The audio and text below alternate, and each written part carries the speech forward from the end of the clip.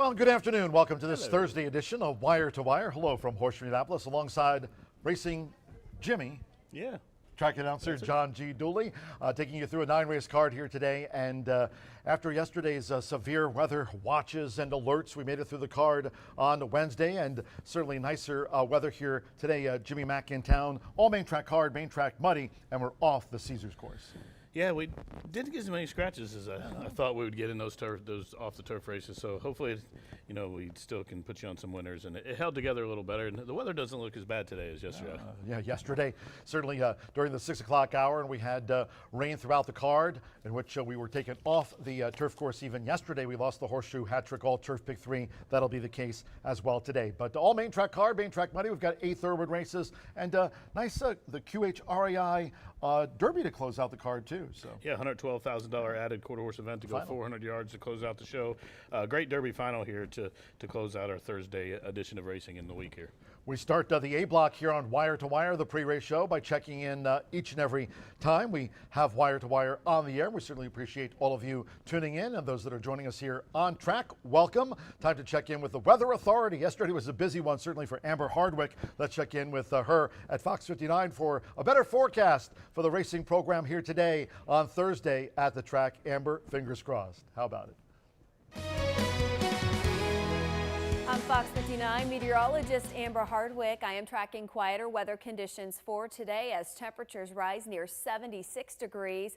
Partly sunny skies, only a weak shower chance does exist south of I-70 through the afternoon hours.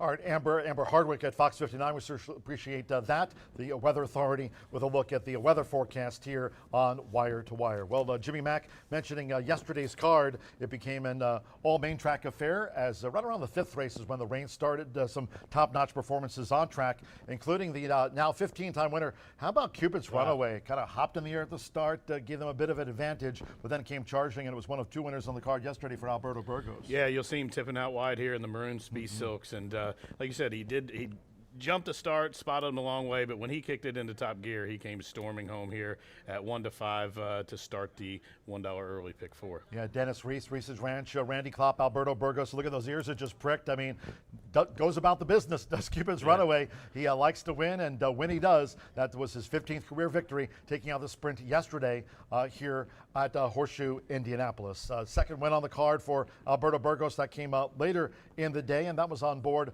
Rob Dobbs has certainly been firing that stable, and Oscar D was making his first start to the season.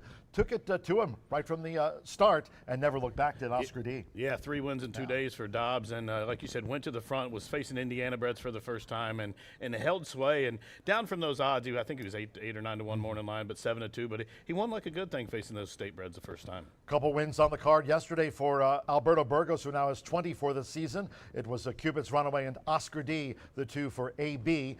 20 wins at the meet, by the way. Fernando de la Cruz tops the jockey standings, the leaderboard going into our Thursday racing program here today. Fernando de la Cruz was 23, and he had a couple of wins, a riding double on yesterday's score sheet. On Wednesday here on the race week, again, we cap off a 4-day stretch today with 9 races, including that QHREI Derby final just past around 6:18 post time for the last of the day. But let's talk about Fernando.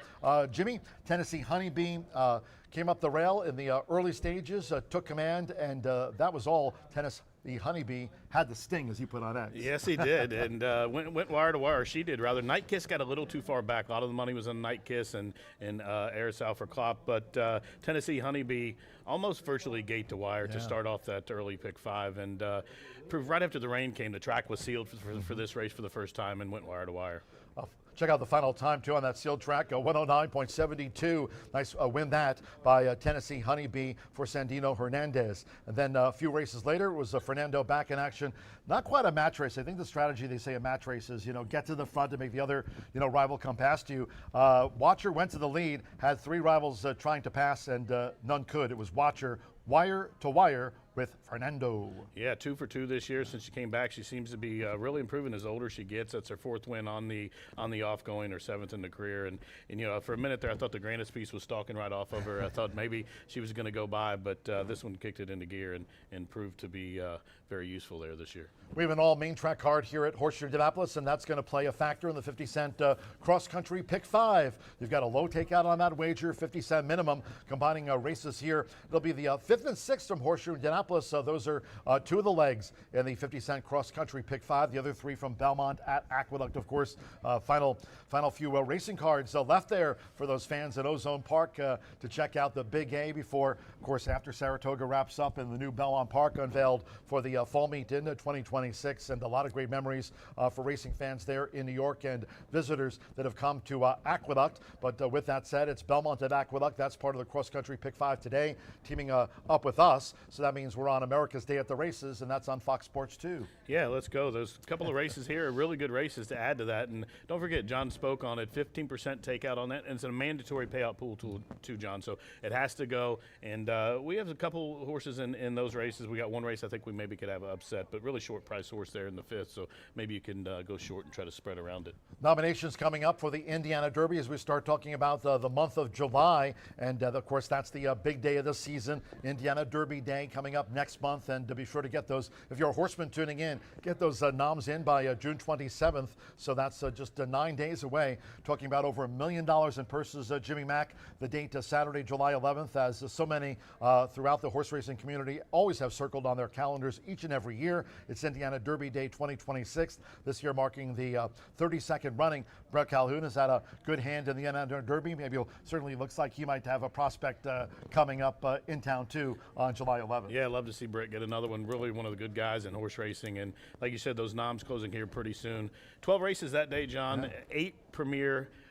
8 premier races that day. Again, over $1.1 million in just those handicap races. So we're looking forward to that. And special post time that day of noon. Speaking of winners, by the way, I'm a big fan of European racing. And today, Scandinavia giving the Master of Ballydoyle, Aidan O'Brien, his 100th. A century of wins at Royal Ascot for Aidan O'Brien, huge. The Master of Ballydoyle. What a great victory that was in the Group 1 Gold Cup at Royal Ascot, headlining the day today for day 3. Looking forward to their racing cards, not only tomorrow, my day off, and before the 5-day Royal meeting caps off on a Saturday. But that was just absolute goosebumps watching Scandinavia track down Trollerman in the final strides. Dramatic way for Aidan O'Brien to get his 100th race there at Royal Ascot. Yeah, what a race that was. And like you said, to win in that kind of race, it's just tremendous. In fact, yesterday the O'Brien family had a great day there too. Joseph, I think Joseph had a $100 horse win the last race. So we'll keep an eye on that there and root for some of our connections here from stateside.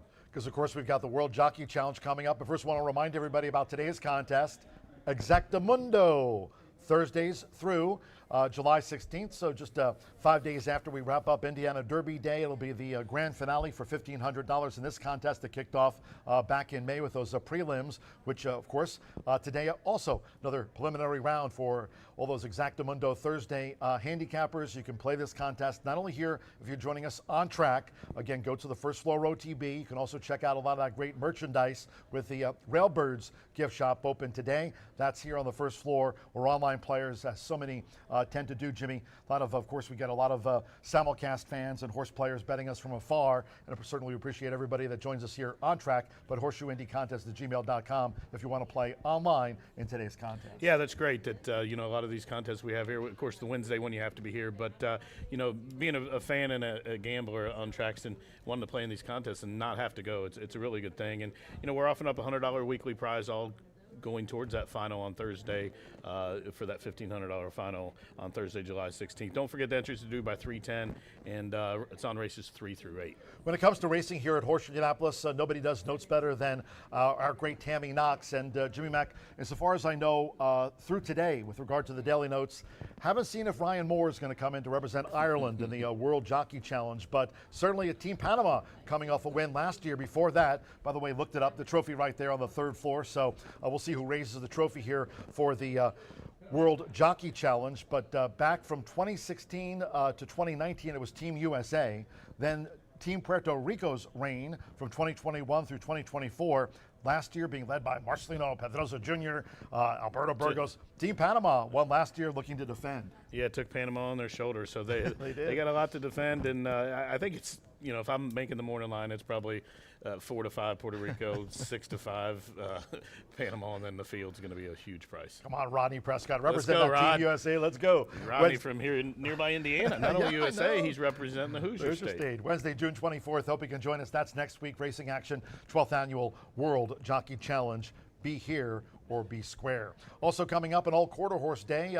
It'll be the second of 6 all quarter horse days here on the Saturday morning cards, kicking off at 10:45 a.m. Hope you can join us then. Today we wrap up with a really nice one, the QHREI Derby Final. That post time around 6:18 p.m. here in town. But join us here that Saturday morning is June 27th. It's the next quarter horse day. We mentioned some of the leading thoroughbred jockeys. Eduardo Luna Diaz having a great quarter horse meet right up there, as was the case last year as he battled for a title. Also Edgar Diaz, Danny Martinez, part of the quarter 4 jockeys. We look forward to seeing them race here on Saturday, June 27th. In fact, there's the leaderboard. These are the leading quarter horse jockeys and trainers. Jimmy Mack on the trainer side of things. Tony Cunningham's only 2 away from his 1,000th career quarter horse victory. Yeah, had a couple of thoroughbred wins here recently, but the quarter horse race, milestone, he's nearing that, and just a couple of ways, 2 wins in fact off Eggleston for that leading trainer, so maybe he'll get it here on the 27th, and maybe in the Gordon Mobley or the Heartland Futurity, one of those 2 premier races that day. Great races coming up that day. It's, again, mark it down, Saturday, June 27th. That's our next all quarter horse card on Saturday morning with that 10:45 a.m. post time. That time here on pre-race show on Wire to Wire that we always salute and thank our sponsors for racing here at Horseshoe Indianapolis in 2026, talking about Murphy Trailer Sales. Terrific customer service and loyalty since 1984. You can reach out to them at 765-361-8803. Murphy Trailer Sales, the Winner's Circle sponsor of racing here at Horseshoe Indianapolis. Also, B&H Electric, they've got locations not only in Shelbyville, but also in Seymour and Bloomington. They're on the World Wide Web at bh-electric.com.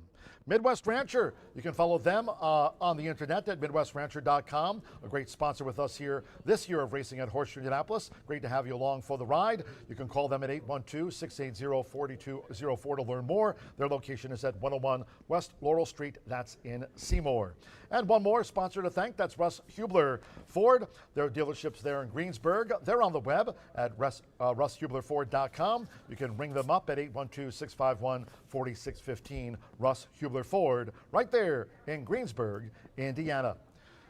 Now the main track here has been upgraded to good as we went through the early portion, the A block here of Wire to Wire, so keep that in mind. An all main track card. We're off the turf course. There'll be no $1 horseshoe hat trick all turf pick 3 featured on the card, so main track good as we get closer to the 2:10 kickoff. We'd love to have you follow us on socials, talking about updated track edition.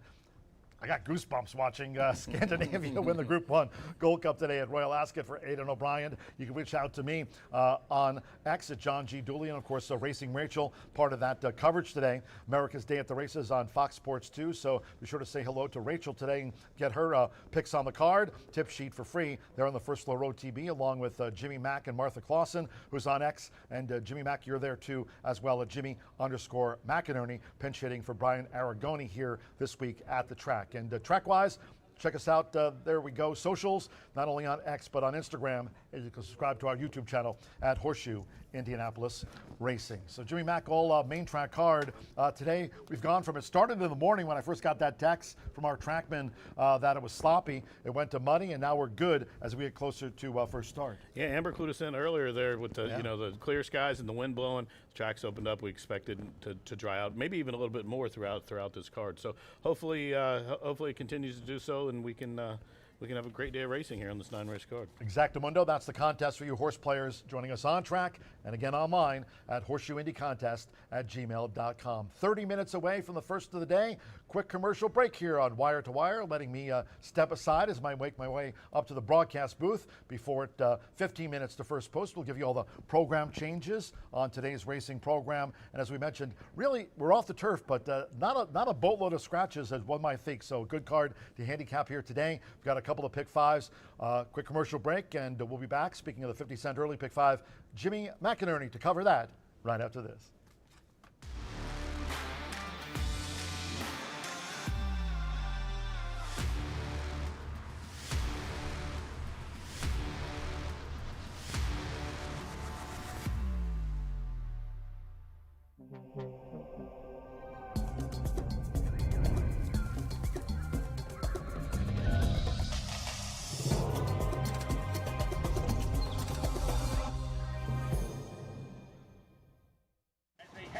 When it comes to horse racing, you can never have too much information. With Twin Spires, you can place your bets with confidence, whether you use handicapping insights like our Brisnet speed ratings, prime power and past performances, the guidance of our experts' top picks, or just choose a name that catches your eye. Yes! No matter how you pick your horse, bet with Twin Spires. And now you can race to victory with Twin Spires tournaments.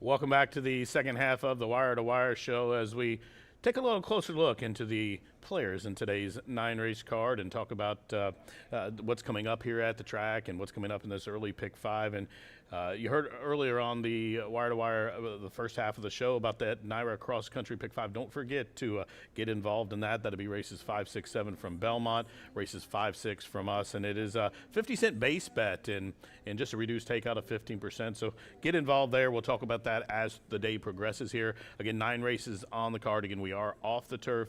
All main track card. The main track has been upgraded to good at this time. So the first 8 for the thoroughbreds, and then capped off with the 9th race with that Horseshoe Indianapolis QHRA Derby final. Again, that's $112,000 plus added handicap event, and look forward to that as well.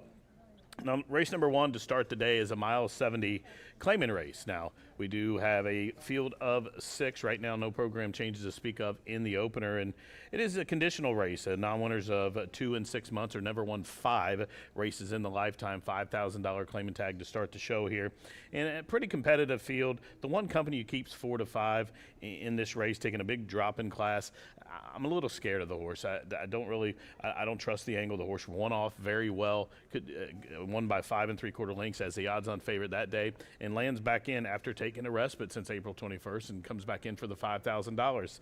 I'm a little cautious there. A lot of people may be singling, but right now, 2 to 1 dead on the board. I know 2 to 1 is the favorite, but 4 to 5 on the morning line, so it's drifted up. And I'm going to use the horse. I won't be surprised if the horse wins again by better than 5 lengths, but I have to have some extra coverage here because I don't like to drop in class. Light bulb just it kind of went off on me into the cautious bulb, so I'm going to use the horse. The horse has raced 20 times as a 5-year-old, so lightly raced. So I just want to have a little coverage there on a racetrack like this. Now it is drying out, so I don't expect the speed to have a little, the track to be more conducive to speed as it was yesterday in the back half of the card with that track being sealed and wet. Now it's drying out. I think it's going to be fair. So I won't give it a big advantage to all the speed horses. So Coming You Keep, it can be forward, but I think it's going to need some pace to chase here. And I'm going to use the horse, but I'm going to add a little coverage here in this ticket. It's a 50-cent base bet, reduced takeout. I'm only putting $60 into it here in the first 5 races, and I'll use that horse we talked about. The number 3, Mansfield Tiger, Tim Eggleston, trying to get back on track here at the meet. Gets a change of jockey here to Alexander Crispin as Ramos has opted to go for the Paquette horse, who's currently 8 to 5. Now, Mansfield Tiger is a horse that shows up, and the horse is nearly 20% or maybe better than 20% win in his career. I think he has 8 wins from 30 some odd starts and just tries every time, 6 of those over this Indiana dirt. And last start off that layoff from November to June, ran very well, chased around Monumental Justice, and Patronage was second. And this horse, I think, merits a big chance in here. I think 7 to 2 is a really big price on that horse right now. So Mansfield Tiger, I want to have on my tickets. Give me some value in a multi-race wager like this. I probably would even bet straight on the horse. I'm going to try to beat the one horse, and even though I'm going to use him, I like Mansfield Tiger in here as my top pick in the race. And like I said, 7 to 2, pretty good value play for me in there. So we'll use that one. Then we'll go to the outside, number 6, Charbon, from the barn of Carl DeVille. Was previously trained by his daughter, but this one is a 3-time winner from 20 starts. Another one taking a class drop. Now this horse, I don't think has no choice but to, with that outside stall, to jump well and send on out there and get a good position. Now, does he have to be in the lead? No, he can take back and just try to maybe Fernando can get him to relax out there on the front end, or sometimes you get these horses keyed up to out of the gate. You'll see jockeys wide, maybe around the turn or down the backstretch. That's designed a lot of times down the backstretch. He'll take horses away from other horses and get them to relax and turn off and really not exert so much energy down the backside, and getting away from them horses sometimes out in the center of the track will do that. So Charbon, I think, could go wire to wire and could sit right off of him, but horse is 5-1 on the morning line, currently 2.5 to 1. So certainly taking some support. Again, another one that's lightly raced for a 5-year-old, just 20 starts. But I think if the horse runs akin to some of these numbers he has in the past, whether it be the Byers or the Thoroughgraph numbers I looked at, that equates to a victory here. So all in all, a pretty well-matched race. I'm just going to use half the field here, 1, 3, 6 in race number 1 to start that early pick 5. Now, race number 2 starts the $1 pick 4 here at the Shoe, and race number 2 is a maiden claiming Indiana bred, $7,500 to go, 6 furlongs loaded with scratches in there. I believe the 3, 4, and 7 are out, so that takes us down to just 4 horses in race number 2, and that's where you're going to find my single on this ticket. I think Boss Justice is a standout. I didn't really like any of the horses that are defections, but Boss Justice is a 7-time maiden. I think the 8th start is the one. 8 to 5, never going to hold. This one dropping in class. Last start was 4th, beating 11 lengths. That was just an okay race. I don't think the horse won in any part of the mile distance. I think the horse turning back to 6 furlongs is the key here. And if you go back to that race 2 back on May 1st, when was 5th, beating 14 lengths, that was a loaded race. Fool's Jester, the winner of that race, came back and won a first-level allowance race. Socorro's Prayer came back out of that race, won a maiden race, and then Socorro's Prayer's subsequent start was 3rd in the Hoosier, in one of our Hoosier handicap races. And so it was a state-bred race worth $100-something thousand, and Socorro's Prayer was 3rd. Sly Guy, the horse that was 3rd that day for DeVaris Douglas, came back and won his next start in a maiden race. So the horse is exiting a key race at that sprint distance. The route race last time I'm going to throw out, I'm going to ignore it. I think the horse is better at the sprint distance, and coming back to the sprint distance, dropping to the lowest level in the career, like I said, off a pair of 5th place finishes, straight maiden back in for the 75.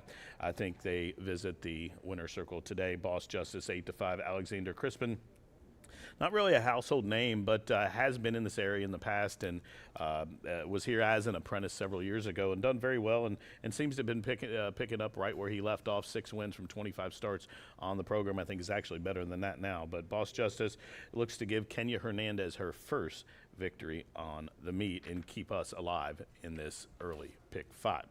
Now on to race number 3 is a maiden 10 claimer to go 6 furlongs, 3-year-olds and up, open maiden here. And I'm just going to use 2 horses in here. I'm going to use the 1, Arkansas Dave. Now this is an Arky bred whom has had 9 starts to try to break the maiden and has made $14,000+, a couple of 3rd place finishes, and John Horan's barn hitting on all cylinders right now. Amir Mendoza, the apprentice, has the call, gets a 5-pound break in weight. Now this jockey is another one that since coming here late in the meet has picked up and got some decent business. I think he has 5 or 6 wins himself already at the meet. Now this one hasn't raced since Oaklawn, when was down there in Hot Springs. The last start we seen him was in a 12-5 open maiden and only got beat 4 lengths, but off very, very slow. Was left with a lot to do. Swung out in the parking lot. Was out there about the 7 or 8 path, I think, when I watched the replay. So, that horse didn't have the greatest trip. Time before that was in a couple of state-bred maidens in the 2nd and 3rd starts back, where we raced for $30,000. Was competitive, but the horse does show up every time. I think the horse will be forward. Has drawn the inside. And I want to use that horse 4 to 1 on the morning line, Arkansas Dave. I'm not going to use the 4 to 5 favorite in there at all. I don't like that horse one bit. I'm just going to use the 1. And then the 5, Sorbetto. This is one who is 6 to 1 on the morning line. And we spoke with Rodney Prescott on the pre-race show. He's from Jay County over in Portland, Indiana. And he's one of Indiana's all-time leading riders. He's been riding here, I think, since the late 90s. And Rodney's been at each and every meet between here and Hoosier Park since then. And it's always fared very well. And is having a pretty good meeting here this year, and he gets the call in Sorbetto for a guy named Brian Waltz. And Brian runs just a handful of horses here, but all he does is win. 7 starts here. He's got 4 wins and a 3rd. He trains at High Point Farm in LaGrange and does a very good job, and usually has horses ready to pop first out. Now this one on May 25th ran like maybe he needed the race. You know, he made a big move, raced up into second, then kind of flattened out. Ended up fifth, beating 7 lengths. Came out of the race that a couple of horses in this race came out of, but I think the horse is better than that. I think the horse will move forward. Gets a little class relief here, but Sorbetto, I think 6-1's a really huge price on this horse, and the horse will be much tighter, and I expect a huge effort from Sorbetto today in race 3, so we'll just use numbers 1 and 5. Now, the 4th race taken off the turf was a mile on the turf. Now, when we move the mile distance to the main track, we go to 1.70 miles over this right now good main surface. We're going to use most of our budget here. There are several scratches in there. Last scratches I got, I think the 4, 6, 7, 8, 10, 11 are all out. I'm going to use the 1, 2, 5, and 12. The 1 outro from the barn of Brendan Walsh. Now this one, probably was hoping it was in for the turf, but a couple of dirt races back in NOLA this winter were okay. Was 6, took some money on debut that day. Was 6 with Ben Curtis, came back with BJ Hernandez, was 5th, beating 8 lengths, got a decent number that day. In behind the talented AP's Girl. So that horse has a license to win this race and is an okay price on the morning line. Now number 2, Smitten. This one comes from the barn of Hall of Famer Bill Mott and looks to make the 7th start the charm. Last start the race taken off the turf here at the Shoe. Was 3rd, beating 8 lengths in behind Nala. I believe that was a main track only entered for the Brad Cox barn that day, and ran on and ran very well. And the horse does, you know, showed a couple of okay races at the Belmont at Aqueduct debuts. The 1st and 2nd starts, was 5th, and some really good races there. The numbers came back okay. The time was all right. The horse is going to probably get some speed to chase here and should sit a good trip, should Smitten. She's a daughter of Into Mischief against Santos Sanger, who's starting to heat up here at the meet on top. And 6-1 with that combination is something I want to have on every ticket. Now, number 5, Twirlin' Daisy. This one had a bit of a slow beginning, was a little tardy to go at Keeneland there on the turf, and ran okay, though. That was a really good race, too. A couple of horses in that race came back and won their subsequent start, but was only beaten 9 lengths that day. Whit Beckman batting 50% here at the meeting. His go-to rider, Joe Ramos, has the call, who looks to get back on track here and find the winner's circle with Twirling Daisy at 8-1 on the morning line. Then the horse that was entered for the main track only, number 12, coming from the barn of Brad Cox's Fashion Designer. She's also a daughter of Into Mischief out of a Distorted Humor mare named Beachwalk. And this one on debut at Ellis last year was the beaten favorite and really didn't have an excuse, but when she came back the next start, when she showed up at Churchill Downs in September, she ran a bang-up race, was up near the front, was dogged all the way there, had some pressure in the entire way, and fought on well. Was 2nd to Counting Stars that day. Her subsequent start at Churchill towards the end of the meet there in November was 3rd, beating 6 lengths behind Slay the Day and Winning Matters. This one ran a couple of good buyers there, I think mid-60 buyers, and you know, it was entered the main track only. We're not going to get the 8-1 odds at the morning line shows, but we are going to use the 1, 2, 5, and 12. Now to close out the pick 5, I'm going to use the 1 Cloudy Star, 7-5, and deservedly so. 2 second-place finishes against similar in each of the last 2 starts. Joe Ramos for Tomas de Medina, the jockey that had ridden that horse, opts to ride the 6. Sweet Saint for Klopp. That one's 3 for 3 on the off-going. So we'll use those 2 there, and they kind of have similar running styles. I think it's all about those 2 there in race number 5. All in all, a $60 play. We'll go 1, 3, 6 with 2, with 1, 5, with 1, 2, 5, 12 with 1, 6. Couple of pick 5s here locally. The cross-country pick 5 offered as well. We got a couple of races on that too. We got that $1 Itoba pick 4. We got the late call double. We got you covered here at the Shoe. Speaking of cover, John Dooley's going to get you covered with the program changes here momentarily as we send it up to him, and I wish you a best of luck this afternoon.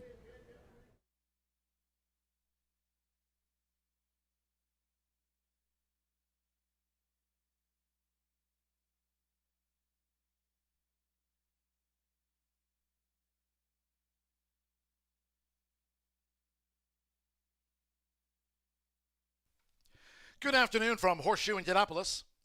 Hello now from the broadcast booth. Great to have you with us here today. Track announcer John G. Dooley. A lot of clouds around. 9-race card, all main track card. We're off the turf course. Main track labeled good.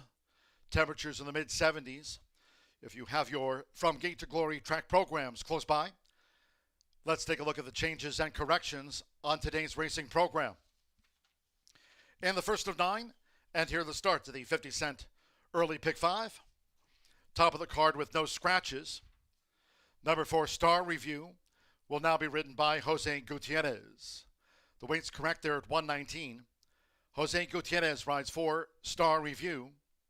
Number 5, Sky Key, ownership correction, Terry Vaughn. Owns and trains 5, Sky Key. In the second race, maiden sprint to start the $1 early pick 4. Here's scratch 3, Lover's Trap. The 4, Recomputing.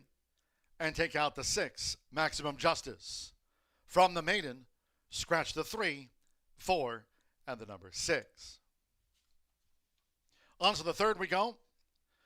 Another maiden dash on the day. Here no scratches. Number 4, Jane David, a jockeying change to Irving Moncada. Irving Moncada rides 4, Jane David in the maiden sprint. All 7 run. On to the fourth we go. This is the first of 3 taken off the turf course. The maiden will now be run on the main track at 1 mile and 70 yards. Scratch the 4, Amazon Time. 6, Forget About You. The 7, Strada del Sonio. Take out 8, Summer Date. Scratch the 10, More Than Hope. 11, Ronila.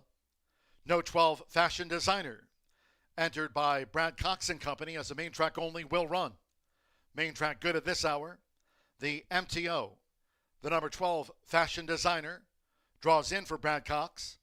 Scratch the 4, 6, 7, 8, 10, and the number 11. Fifth race is the start to the $1 late pick 4, daily presented by the Indiana Thoroughbred Owners and Breeders Association. No change in the fifth. In race 6, maiden 3-year-old fillies will now be run on the main track at 1 mile and 70 yards. For the distance change, off turf, scratch the 6, Cheddar. 8, Pampered. 9, Mohawk Moon. Take out the 10, Army Chick. 11, Paradise Perfection. And scratch the 12. She was entered as a main track only, Al Gadir. 6th race maiden, main track 1 mile and 70 yards. Scratch the 6, 8, 9, 10, 11, and the number 12. There are no changes in the 7th race. Sprint over the 6 furlongs, 7 run.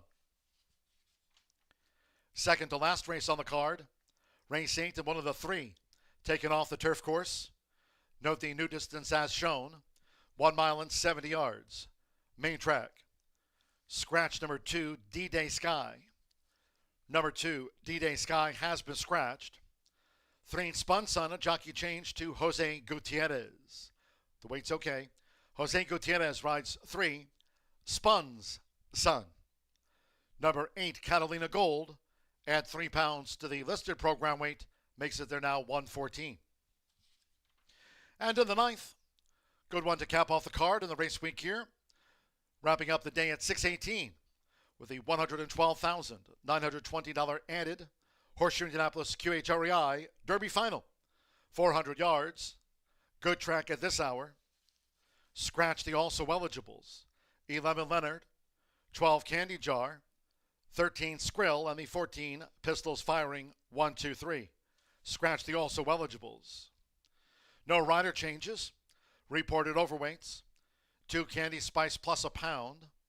3, Remember to Queen 5 over. 7, Susie's Christine. Add 4 pounds to the program weight. 10, Sydney Jack 5 pounds over. There a look at the changes and corrections on our racing program. A lot of clouds around town, mid-70s. It's an all main track card. We're off the turf course, main track good. At the top of the hour, horses in the walking ring for the first of 9 due off in 10 minutes time.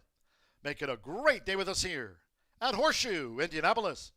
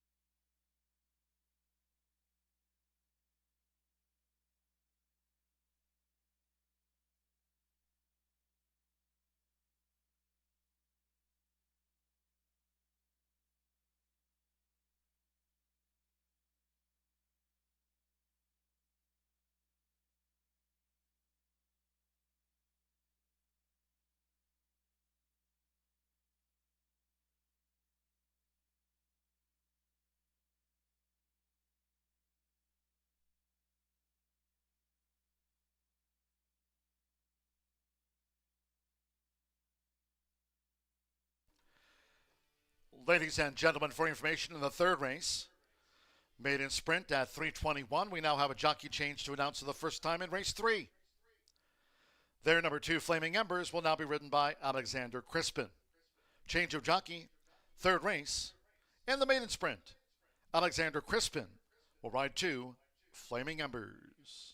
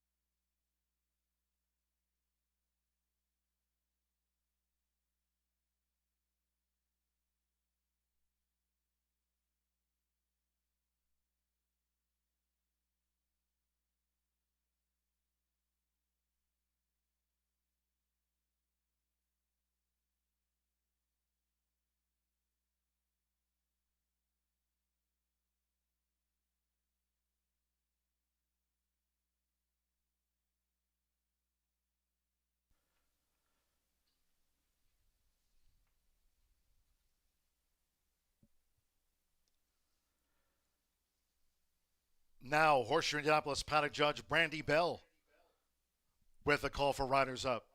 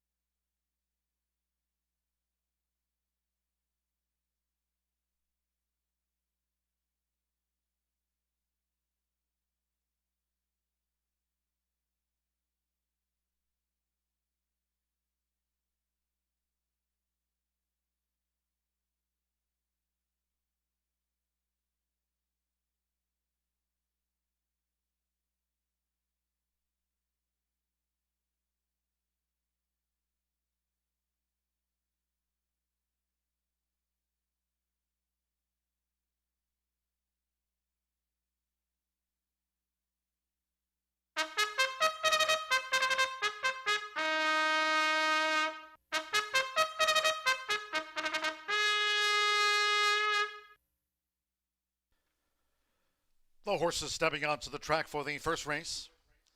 This race will be run at 1 mile and 70 yards, a field of 6. Number 4, Star Review, a jockey change to Jose Gutierrez. The weight's corrected 119. Jose Gutierrez partners the 4, Star Review. 5, Sky Key. Terry Vaughn owns and trains. 6 run, exacta trifecta superfecta. Double pick 3, start to the 50-cent early pick 5 on an all main track card. Once again, if you're just joining, we're off the turf. Main track good.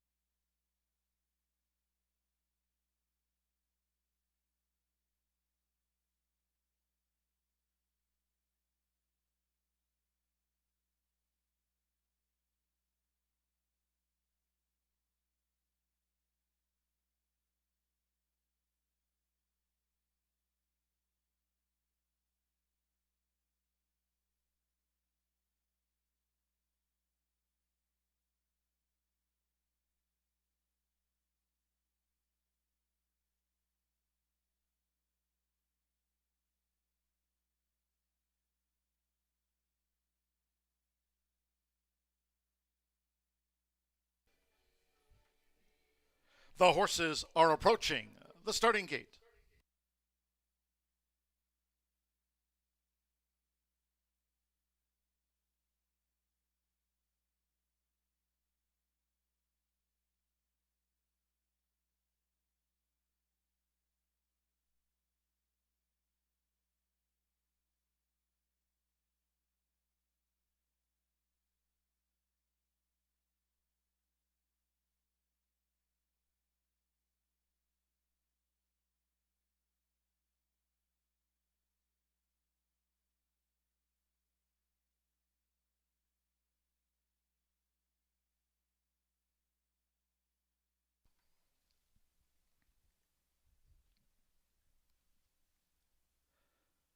The horses have reached the starting gate. It is now post time. Voting for the first of the day, Joe Ramos with Company You Keep. Jose Gutierrez, Star Review, has those black protective eye screens on. Star Review joined Company You Keep. Mitchell Monroe with Painter's Canvas. Joseph Biermer with Sky Key. 40-1 odds, Sky Key coming up. 1 mile and 70 yards at the top of the card. Alexander Crispin with Mansfield Tiger.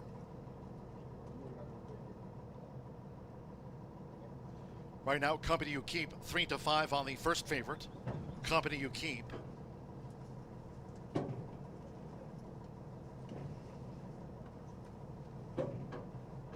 Out to 43-1 now on Sky Key.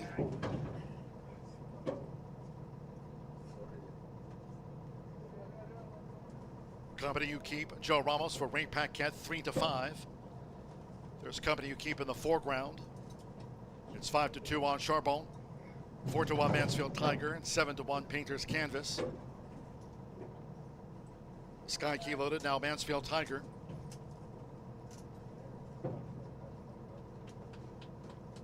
The first of 9 here in town at 1 mile and 70 yards.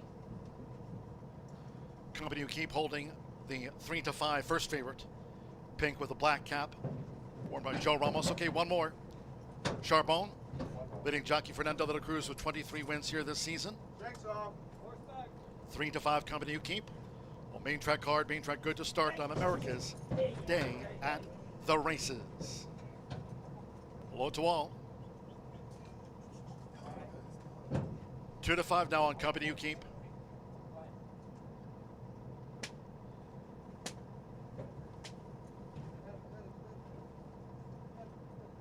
Starter here, Oscar Quiroz has the trigger in hand.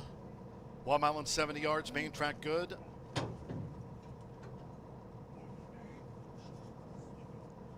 Others standing by, waiting for Charbon.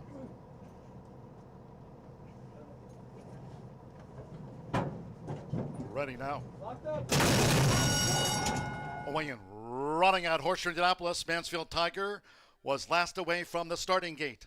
Sky Key and the red cap away well. Charbon follows with toward the inside. Painter's Canvas, green with a white diamond belt as they enter the first turn. It's Painter's Canvas. With Mitchell Monroe, Painter's Canvas to the early lead from a close-up Sky Key with Charbon running in third now at the 6.5. Star Review is running in fourth. Mansfield Tiger, who was last away, running second to last, while Company You Keep at 1-2 trails here in the Thursday opener. The quarter, good track. 24.23 seconds, making this backstretch run. It's Painter's Canvas.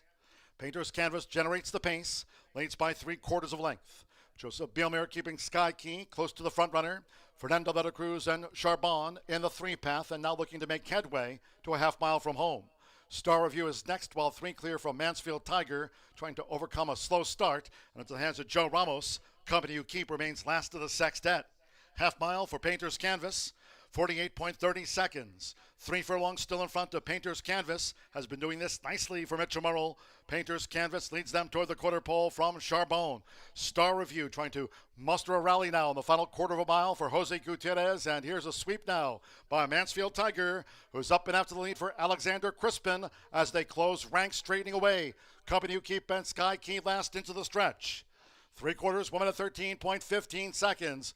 Toward the inside, Painter's Canvas has dug his heels in for Mitchell Murrell. Rappel Charbonne. Star Review looking to make a late split, and Star Review charging after. Painter's Canvas is near home. Star Review descends. Star Review getting up. Star Review. Star Review in the final strides denies Painter's Canvas. Charbonne third, and Mansfield Tiger finished fourth.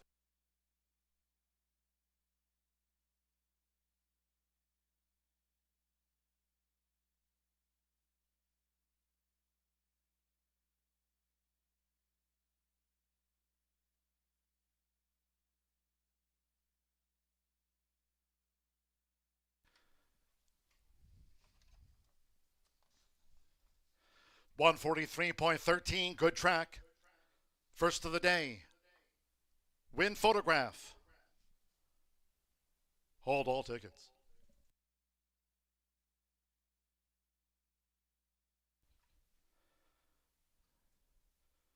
All main track card here at Horseshoe Indianapolis. Main track good to start. 4-star review. 20-1, Jose Gutierrez for Scotty Mullins. First. 2 Painter's Canvas at 6-1 was pipped at the post. 6 Charbonne at 7-2 third, and 3 Mansfield Tiger at 9-2 fourth. 1-2 favorite, Company Keep going unplaced. Jose Gutierrez picks it up. 20-1 to start the early pick 5 on the card.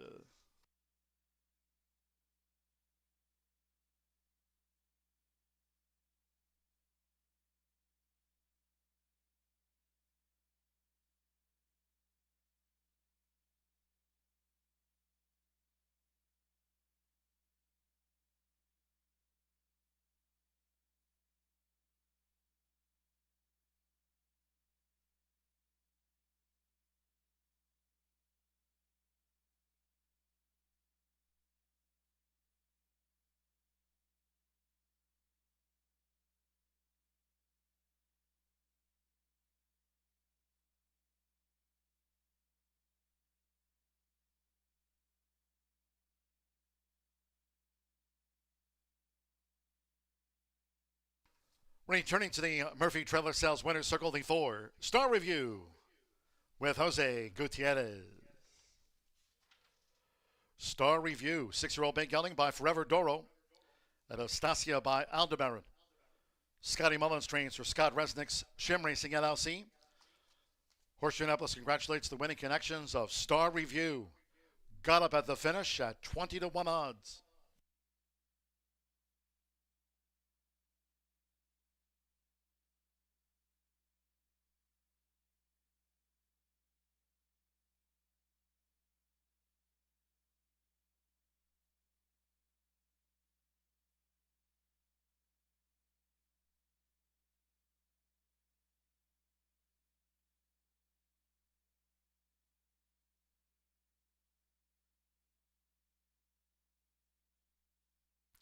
The result of the first race is official.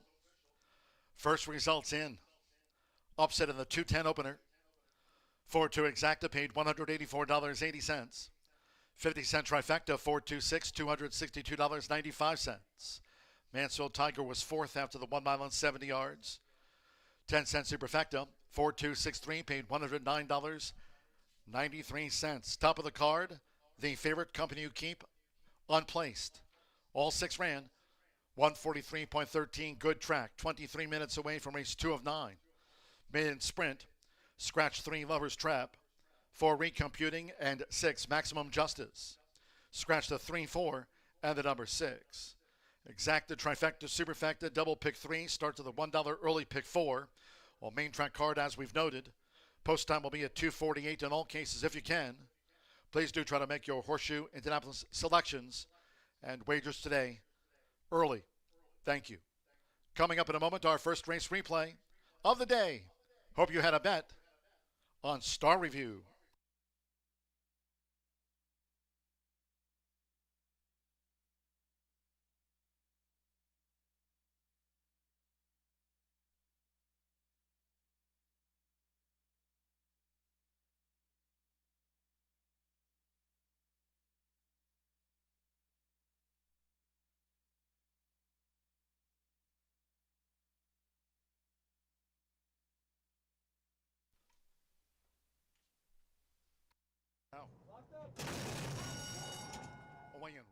running at Horseshoe Indianapolis. Mansfield Tiger was last away from the starting gate.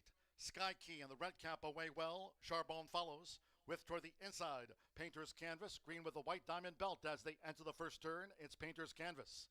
With Mitchell, Painter's Canvas to the early lead from a close-up Sky Key with Charbonne running in third now at the 6.5. Star Review is running in fourth. Mansfield Tiger, who was last away, running second to last, while Company You Keep at 1-2 trails here in the Thursday opener. The quarter, good track, 24.23 seconds, making this backstretch run. It's Painter's Canvas. Painter's Canvas generates the pace, leads by 3/4 of length. Joseph Bielmir keeping Sky Key close to the front runner.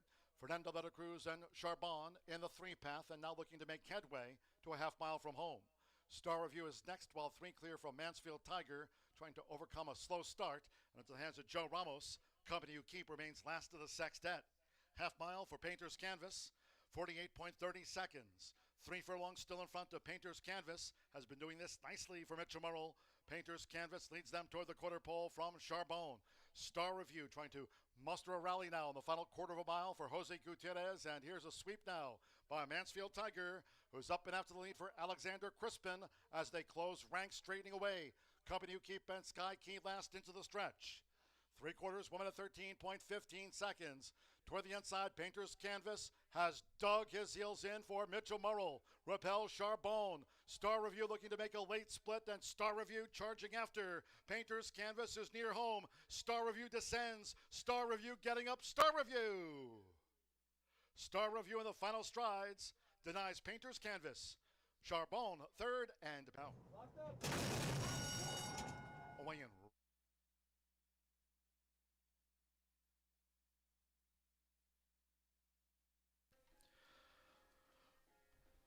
Out of the first race today, number 1, Company You Keep, was claimed for $5,000. In a 2-way shake from the first race, 1 Company You Keep claimed. New owner David Staudacher, trainer Mike Maker claimed Company You Keep in a 2-way shake for $5,000.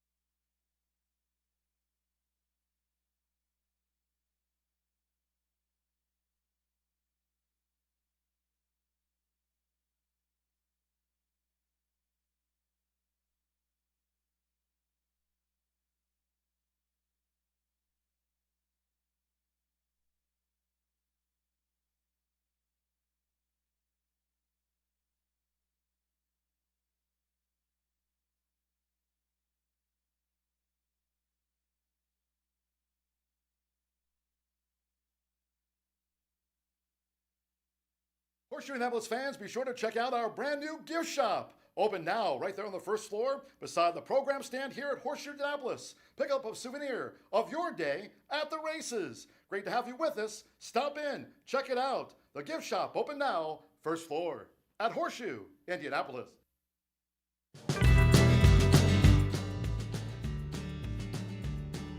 Has never been a better time to be a part of the Indiana Bred program. If you have ever wanted to own a thoroughbred racehorse, now is the time. We have had so many good Indiana breds in the state.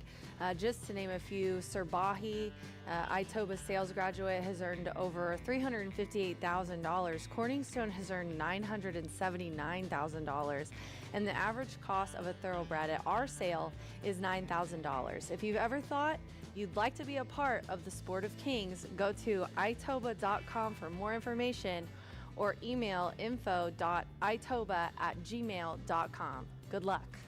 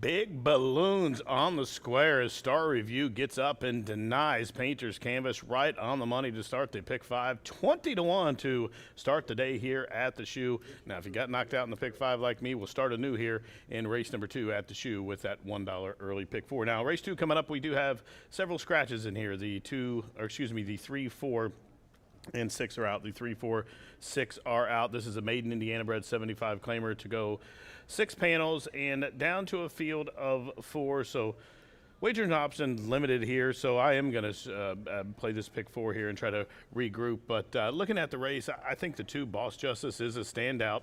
3-2 on the board, getting excuse me, left alone a little bit, has little chance taking the lion's share of the money. But Boss Justice, I think, is a standout here. I think the eighth start is the one. He looks the part in the paddock. 3-year-old Gelded Son by Harry's Holiday out of an Express Tour mare named Tour for Love. Now, this one debuted last year here. Took a little bit of money on debut when racing for Ron Harrell and was second, just beaten by JR Sunchaser. Came back in a really loaded race there on June 14th and went off 2.5 to 1. Now Good Civilian was the winner that day. But that horse broke through the starting gate prior to the race, and sometimes you do that, you can just call it a day and scratch them off your ticket. Now, did follow that up with a 5th place finish, and then to close out the season last year, had another 5th place finish, faced some of the best as a 2-year-old, ran okay, started the season off this year with a 5th place finish.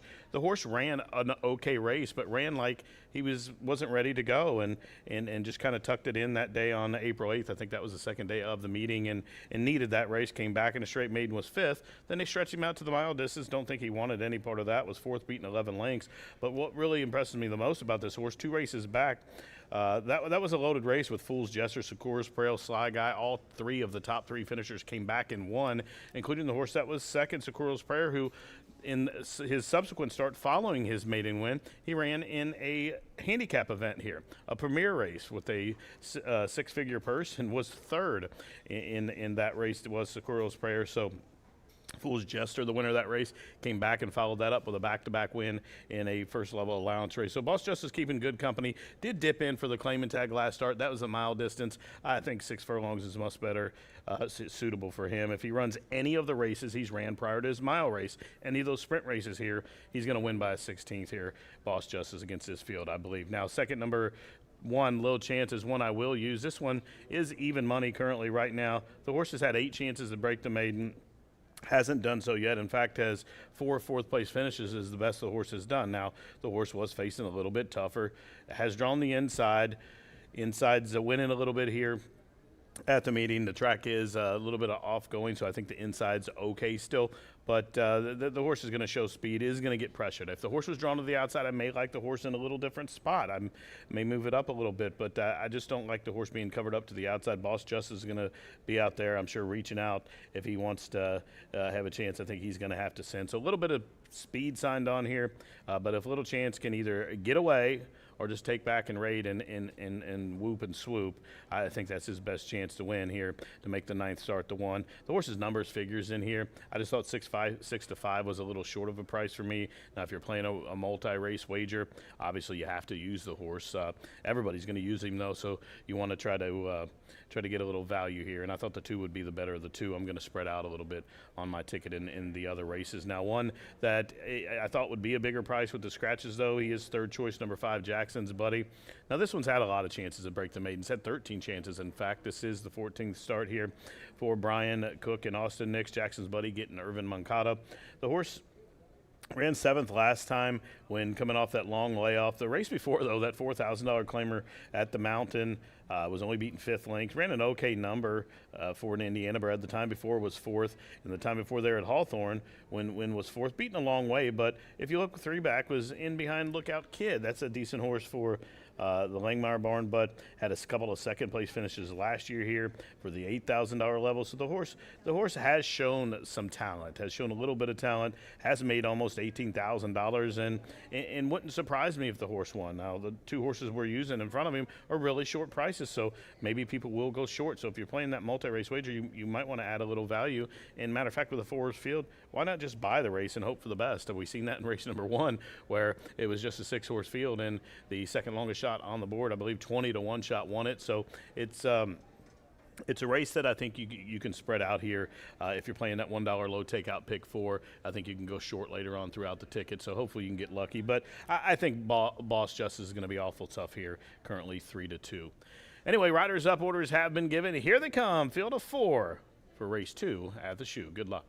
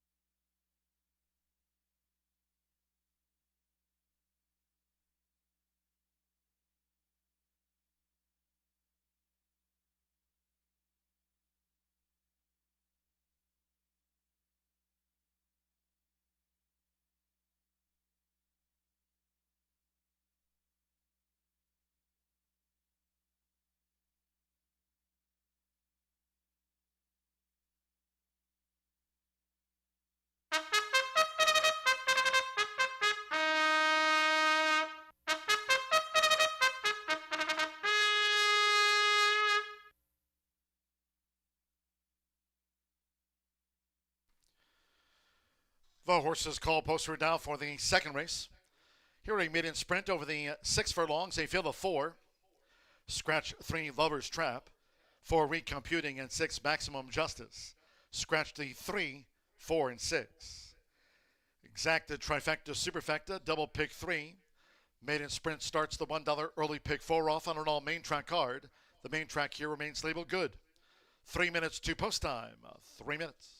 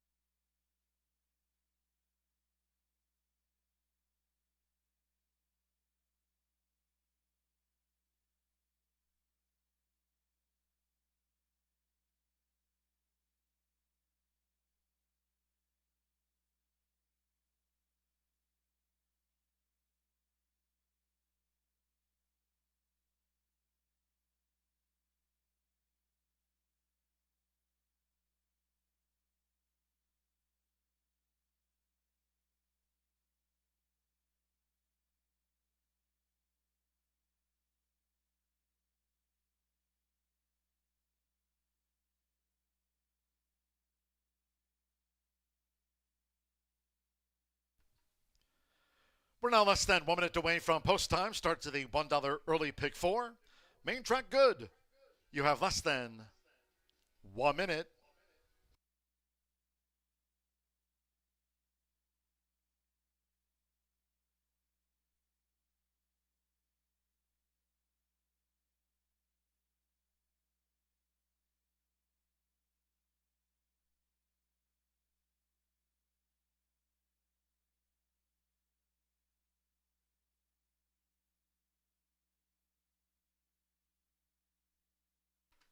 The horses are approaching the starting gate.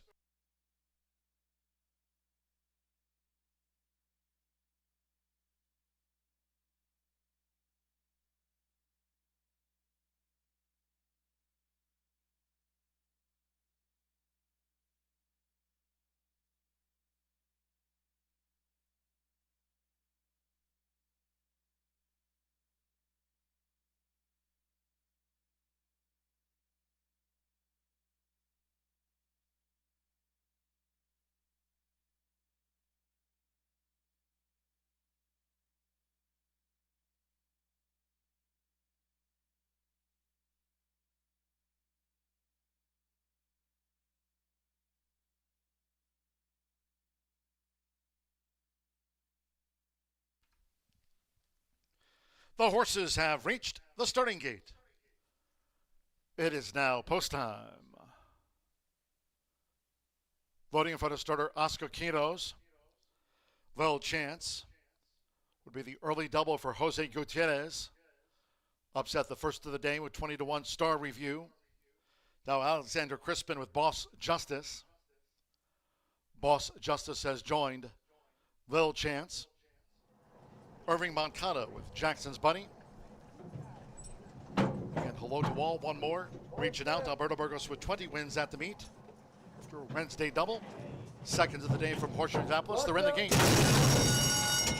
And they're off. Reaching out, caught a flyer for Alberto Burgos. It's reaching out to crosses over.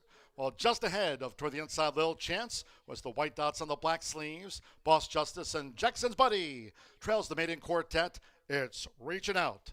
Reaching out leads them to a half mile from home. Leading here on the outside, Boss Justice in the orange cap, and Little Chance is right there now, battling in between horses. Jackson's Buddy remains last of the four.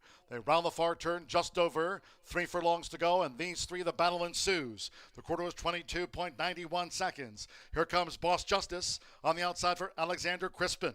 Jose Gutierrez and Little Chance between horses and toward the inside. Sharp starting, reaching out, tries to rally on from third. And with Irving Moncada, Jackson's Bunny is last, tipped to an outside path as Boss Justice spins them in. Half mile in 45.91 seconds with Alexander Crispin. Boss Justice has slipped away to an 8-length lead coming down toward the final 16th. Jackson's Buddy is now second. Little Chance is spent. Reaching out is being outpaced near home. It's Boss Justice, the son of Harry's Holiday, who gets the result by 9. Jackson's Buddy was second, and Little Chance finished third.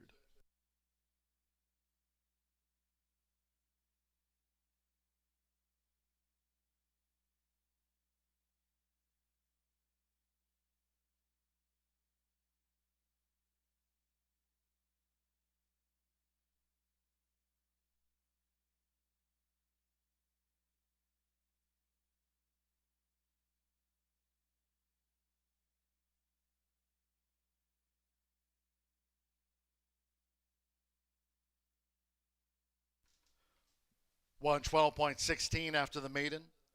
2.517 to Boss Justice. Rings it up at 3-5. 5 Jackson's Buddy. 6-1 on the runner-up in the maiden. 112.16. 1 Little Chance at 9-5 was third. 7 reaching out. 2.517 Alexander Crispin.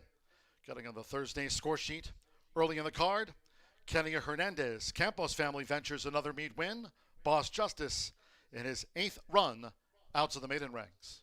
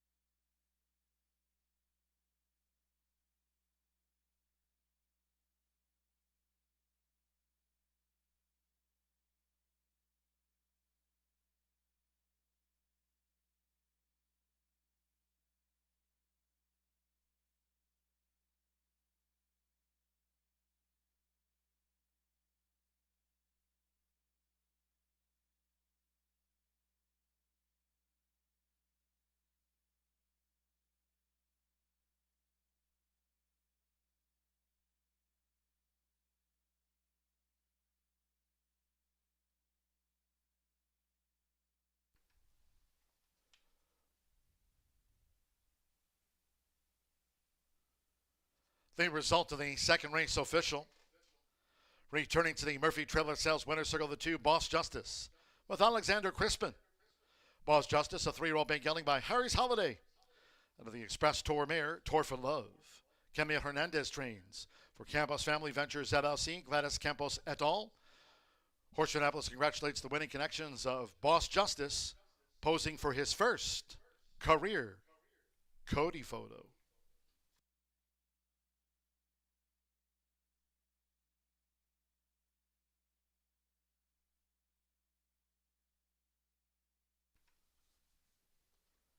The 2-5 exacta paid $9.60. 4-2 double, $91.40. 4 ran, 112.16 after the running of race 2. 24 minutes away from the third. Next maiden dash. No scratches. All 7 run. 2 Flaming Embers. The jockey will be Alexander Crispin, going for a quick fire double on the day. Alexander Crispin, after a second race maiden win, is on 2 Flaming Embers in the next. For Jane David jockey, Irving Moncada. The 6th race maiden for Jane David will now be ridden by Irving Moncada. Exacta, trifecta, superfecta, double pick 3. Post time 3:21.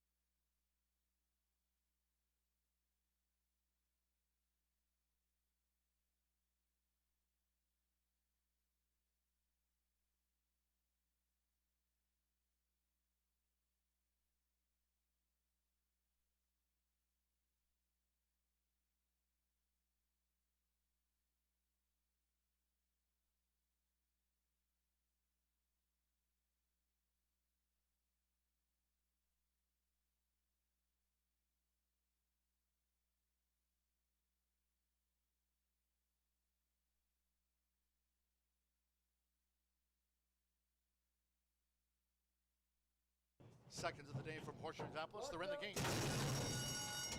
And they're off. Reaching out, caught a flyer for Alberto Burgos. It's reaching out to crosses over. Well, just ahead of toward the inside, Little Chance was the white dots on the black sleeves. Boss Justice and Jackson's Buddy trails the maiden quartet. It's reaching out. Reaching out leads them to a half mile from home. Leading here on the outside, Boss Justice in the orange cap, and Little Chance is right there now, battling in between horses. Jackson's Buddy remains last of the 4. They round the far turn just over. 3 furlongs to go, and these 3, the battle ensues. The quarter was 22.91 seconds. Here comes Boss Justice on the outside for Alexander Crispin. Jose Gutierrez and Little Chance between horses and toward the inside. Sharp starting, reaching out, tries to rally on from 3rd. And with Irving Moncada, Jackson's Bunny is last, tipped to an outside path as Boss Justice spins them in. Half mile in 45.91 seconds with Alexander Crispin. Boss Justice has slipped away to an 8-length lead, coming down toward the final 16th. Jackson's Buddy is now second. Lil Chance is spent. Reaching Out is being outpaced near home. It's Boss Justice, the son of Harry's Holiday, who gets the result by 9. Jackson's Buddy was second, and Lil Chance finished post time 3.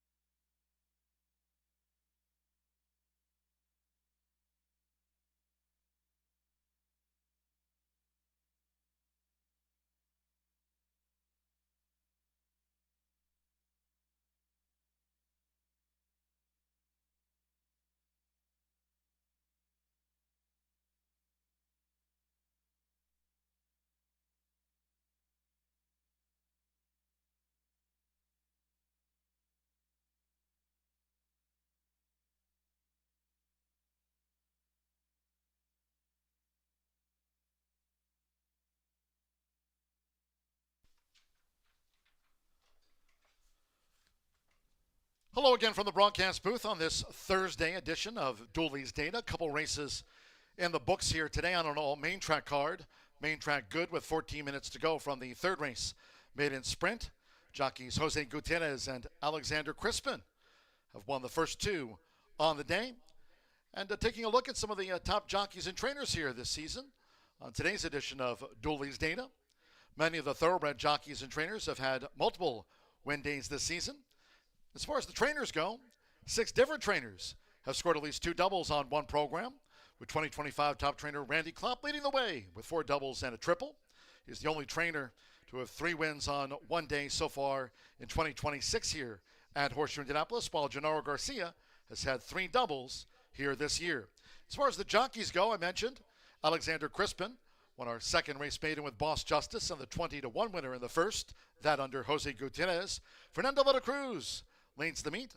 He's had the most multiple win days with 4 so far this season and 2 triples.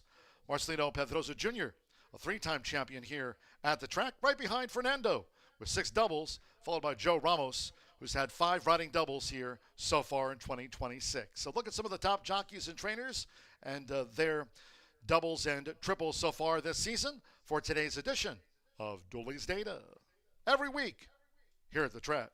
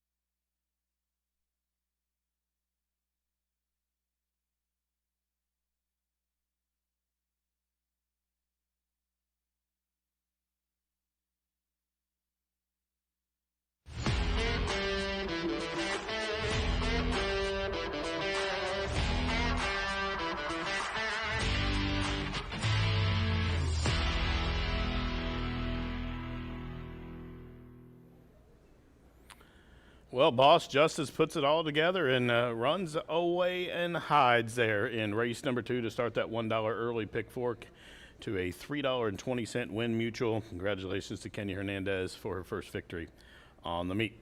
Onward to race number 3 here. We'll start another rolling pick 3 with just about 8 minutes to go, and the track is good. It looks like I was out there for the last race and watched them down the stretch. It's drying out, and they're doing a really good job with it. The wind's still blowing out there, so should continue to progress, I think, and maybe move closer to fast as we continue throughout the card. Now, field of 7 here in race number 3 to go this 6 furlong distance, and right now all the money on number 3, Huevos Doro, and 4 to 5 coming from the barn of Gennaro Garcia. I'm going to try to beat the horse. I'm going to use the horse for third on my top 3 selections, but I'm going to lean to the inside with the horse at 6 to 1. Now goes 5 to 1 as I speak. That's number 1, Arkansas Dave, and Archibred for John Heron and Heron Thoroughbreds LLC. Now this one's had 9 times to break the maiden. You see their big chestnut with that blaze and the blinkers on. I think this horse getting the class relief, the dropping in for the 10 here. Now I know the horse ran for 12.5 last start, but you can throw that one out. Look at the short comment: off step slow, swung 6 wide. You go back and watch that replay on May 2nd. It was the opening race that day at Oakland, and you'll agree that this one you can just absolutely throw that one, draw a line through that race. And prior to that, been racing in the mid claiming levels for $20,000 to $30,000. Had a couple of third place finishes, faced Archiebreds for 30, and Oakland in the winter isn't an easy place to get a victory, and this horse held his own for being an Arkansas bred against Open Company. If you look at those races on March 13th and March 26th. Now I think this one dropping in class, drawing the inside. Mira Mendoza, 5-pound apprentice, has the call. Now, Arkansas Dave, I think, has a big chance here, and I think he's better than 5 to 1. I think it's a bit of an overlay here. Has a really good series of work patterns. If you go back, the horse was training in Chi-Town at Hawthorne and comes in for the Heron Barn as Heron starts to get in the entry box a lot. They're close to Randy Klopp there and Gennaro Garcia, all 3 of them right at the top of the trainer standings, and Heron's really active in the entry box, and I think he's really reading the condition book very well, if you will, right now. He's entering very well, and Arkansas Dave, I think, merits a big chance in here. Now it goes 4 to 1 as I keep talking about him, but we'll still use him here as my top pick. Now number 5, Sorbetto, comes from the barn of Brian Waltz, one of my favorite trainers in the game, B-Dub. He's a 4-time winner from 7 starts here at the meet, and Rodney Prescott is go-to rider. They've been longtime friends, and Brian's been a longtime supporter of Rod, and Sorbetto, I think, has a good chance here as this one debuted here, was 5th, beating 7.5 lengths, and Rodney was up that day, and the horse made a move like he was going to run on by him and kind of flattened out and faded. Now the winner won by 6.5 that day, so he only got beat a length for second, but I think he should move forward. Now, Brian generally always has him ready to go, and Sorbetto, this Grace on a Frosted, looks really good in the paddock. He trains out there at High Point in LaGrange, Kentucky, and Sorbetto, I think, is one that you must use on every ticket. I think 4 to 1 is a good price. Now, for third, I'm going to use the people's pick, the 6 to 5 shot, Huevos Doro here. The horse has had 8 chances to break the maiden, was a beaten favorite last start. Tries every time, but I think 6 to 5 is a really short price on this horse, but I will use him for my third spot. Now, here they come for race number 3 at Horseshoe Indy. Win, play, show, exacta, try, super, daily double, and starts a rolling pick 3 on races 3, 4, 5. Post time in just 5 minutes. Good luck.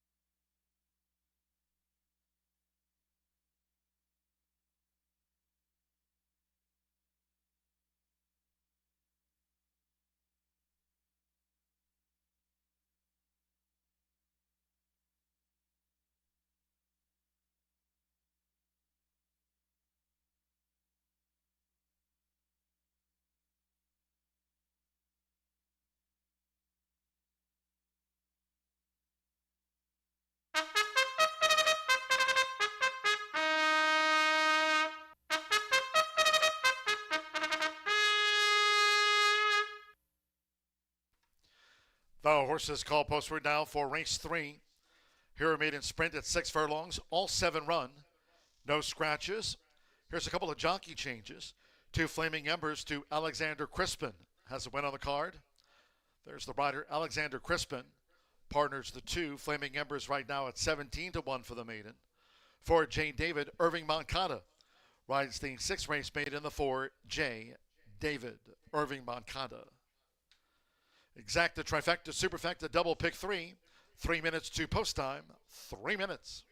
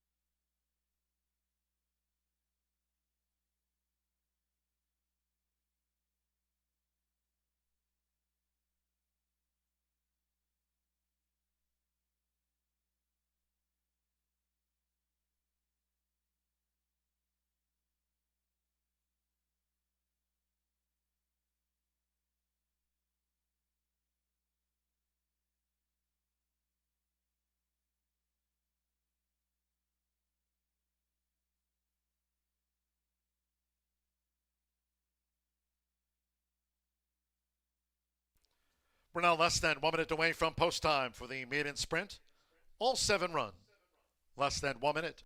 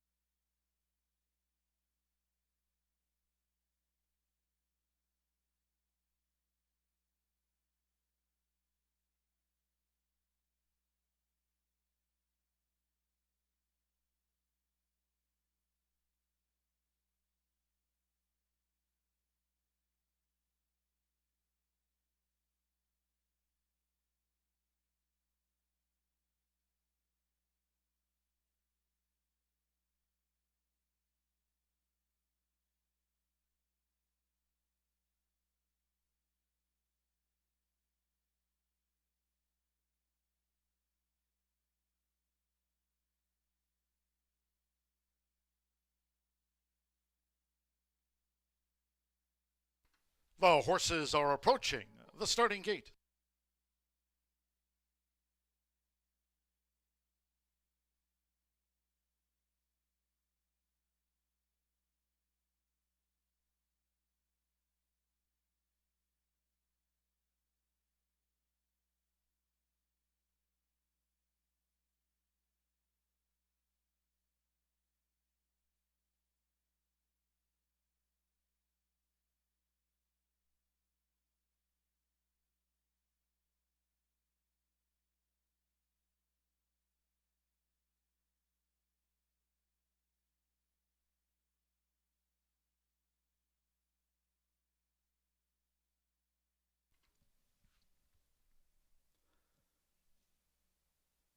The horses have reached the starting gate. It is now post time. Loading. Amir Mendoza, Arkansas Dave was first in. Flaming Embers, Alexander Crispin riding for a double on the card. Irving Moncada with Jane David coming up.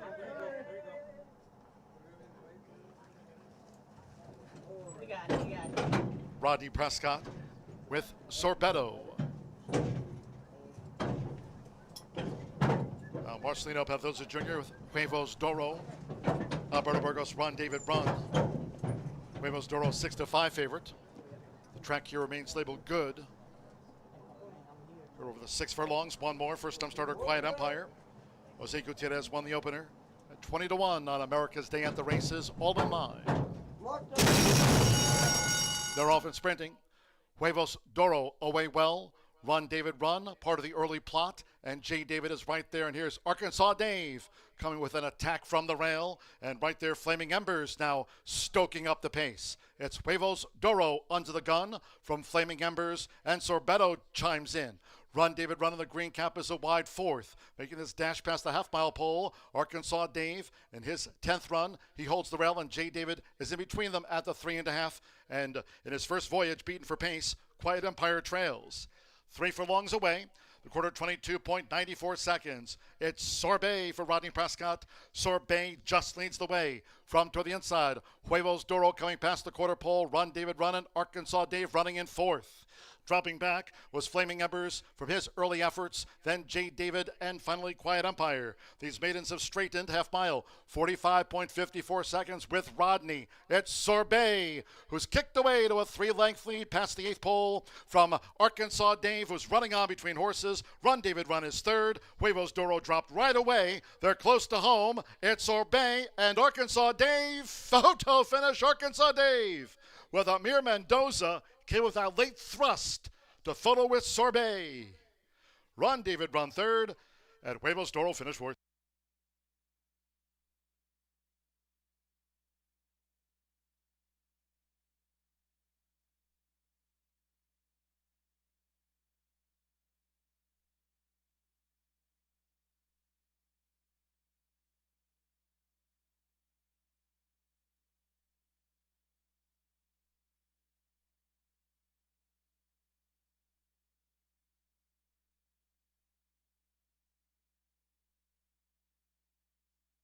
Photo finish.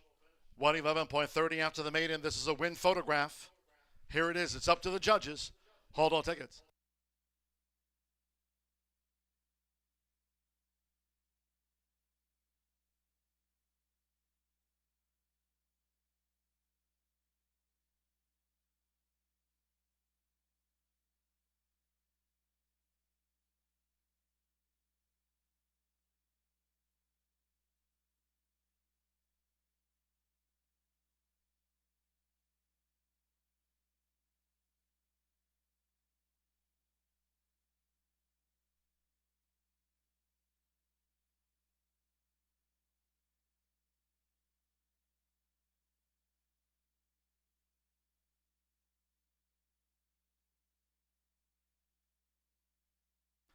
One 5-6-3-1. Arkansas Dave at 2-1 was first. 5 Sorbetto at 2-1 was second. 6 Run David Run third, and 3 Huevos Doro fourth. Amir Mendoza for John Harron. Arkansas Dave in his 10th career start got up just in the nick of time.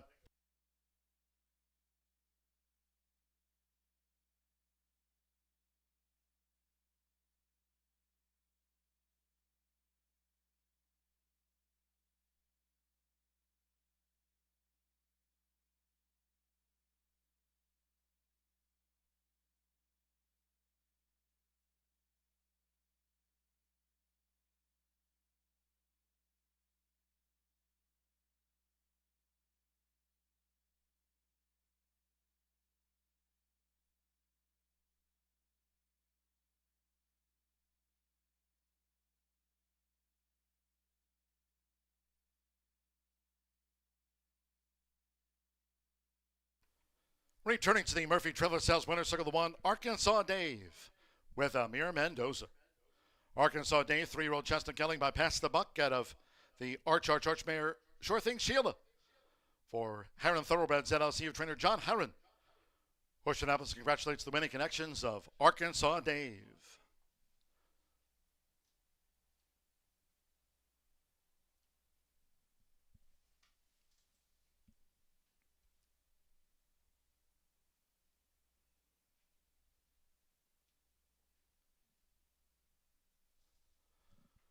One five, Exacta, paid $23.60. Pick 3 capped off by Arkansas Dave, $81.50. Run David Run was third, 50-cent trifecta, $22.15. 2-1 double, $12.40, and the 10-cent superfecta paid $7.15. Favorite, fourth, all 7 ran, 111.30 after the running of race 3. On to the 4th of 9 we go, and this one of 3 taken off the turf course. 4th race maiden at 1 mile and 70 yards. Scratch the 4, Amazon Time. 6, Forget About You. The 7, Strada del Sonio. Take out 8, Summer Date. Scratch 10, More Than Hope.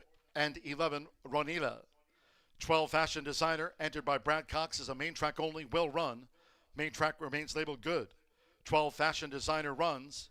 Scratch the 4, 6, 7, 8, 10, and 11. Maiden with Exacta, Trifecta, Superfecta. Double pick 3 and starts at the 50-cent late fire 5. Post time 3:51.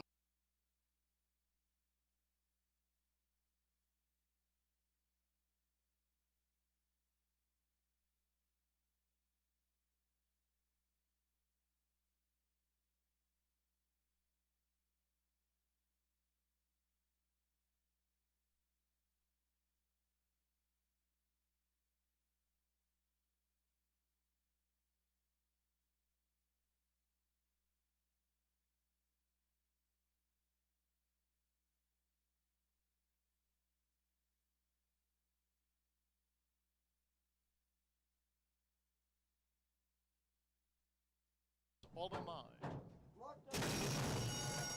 They're off and sprinting. Huevos Doro away well. Run David Run, part of the early plot. And J. David is right there. And here's Arkansas Dave coming with an attack from the rail. And right there, Flaming Embers now stoking up the pace. It's Huevos Doro under the gun from Flaming Embers. And Sorbetto chimes in. Run David Run in the green cap is a wide 4th. Making his dash past the half-mile pole, Arkansas Dave in his 10th run. He holds the rail, and J. David is in between them at the 3.5. And in his first voyage, beaten for pace, Quiet Empire trails.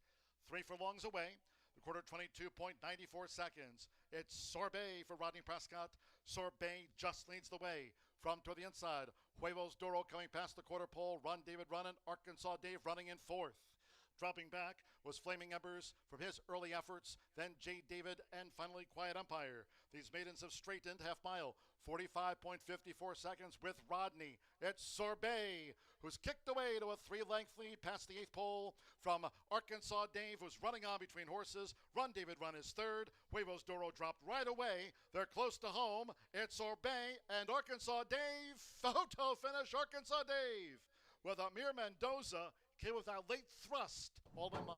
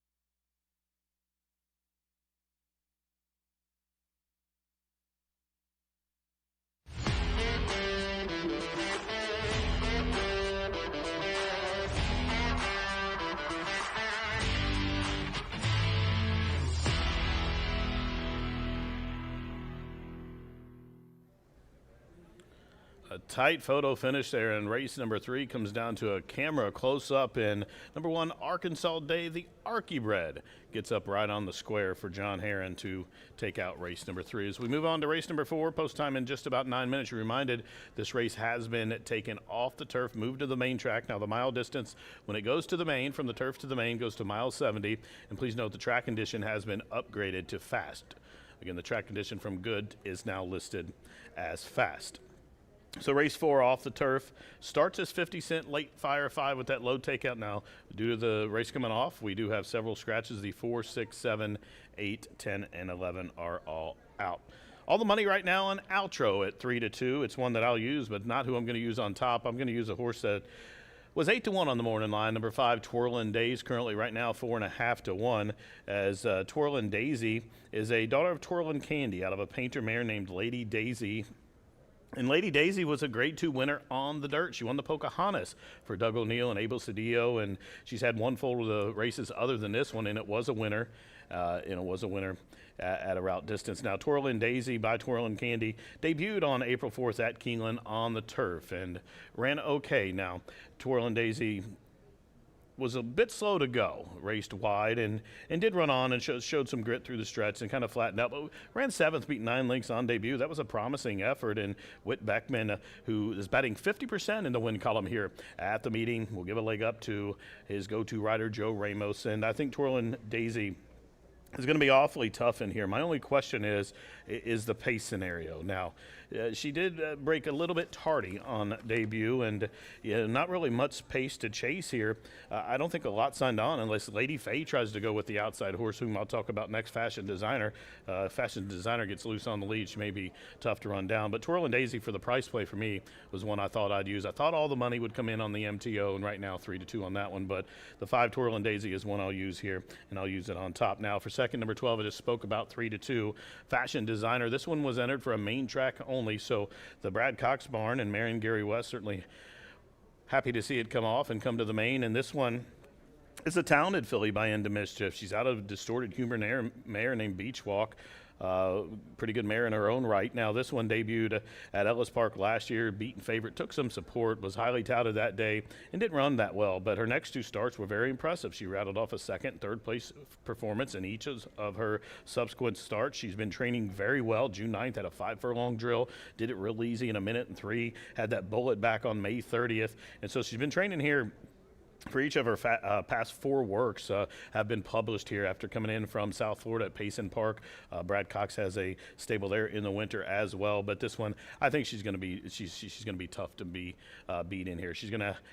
I would have to think from the outside stall, stretching out off the layoff, show some speed, and I know she's going to try to take him coast to coast here should she jump well. Fashion Designer 7-5. Now to the inside, the horse that opened up as the favorite, number 1 Outro, Alberto Burgos, with 4 wins this week. 2 wins yesterday, 2 wins on the Tuesday program. Has the call here for Brendan Walsh, and this one raced on the turf the last 2 times. It ran okay, ran 5th and 2nd, but the 2 debut performance and the second start were both on the dirt in New Orleans. Ran 6th on debut. Obviously, they think she needed ground, and she got it in the second start. She ran 5th, beat 8 lengths. That was an okay race. AP's Girl, pretty good horse, came back and won there. But been keeping good company. I think she's a really talented filly. She was a $275,000 yearling purchase and 8-5 on the board. Now, those 3 horses I just talked about are my top 3 picks. Now, if you're playing this late fire 5 that starts here, I'm going to add 1 more horse in addition to them. I'll throw in the 2 Smitten for the Hall of Famer Bill Mott, and we'll use those 2, 1, 2, 5, 12. Race number 5, which starts at $1, Itoba pick 4. We'll use the 1, 4, 6, Cloudy Star, Fancy is My Name, and Sweet Saint, all 3 of those figures. Race 6, we'll use the 1, Diamond Rock Hill, 12-1 for McCarthy. We'll use the 2, Crescent Sky. I really like that horse, 12-1 for Alice Cohn. And we'll also use the 5 in there, the horse everybody's going to be on, Burbiana. Now, race number 7, we'll go 3 deep in this late fire 5. Number 1, Red Iola. Rodney Prescott hoping makes amends there with this one. This one's 10-1 on the drop for John Nance. The 3, Guyana's Eclipse, one of the mounts I like today for Randy Klopp. Irvin Makata has the call, and Swift B will take all the money. I'll use that one as well. If we're still live, we're going to put all our eggs in one basket, and that'd be Randy Matthews in number 7. Pretty darn good. Horse romped at the maiden breaking score on the seasonal bout here at the shoe, and then came back and was third. Better than that, I think the horse gets a positive rider change into Marcelino. It's a $54 play. Here they come. It's late fire 5 time. Get involved. Good luck.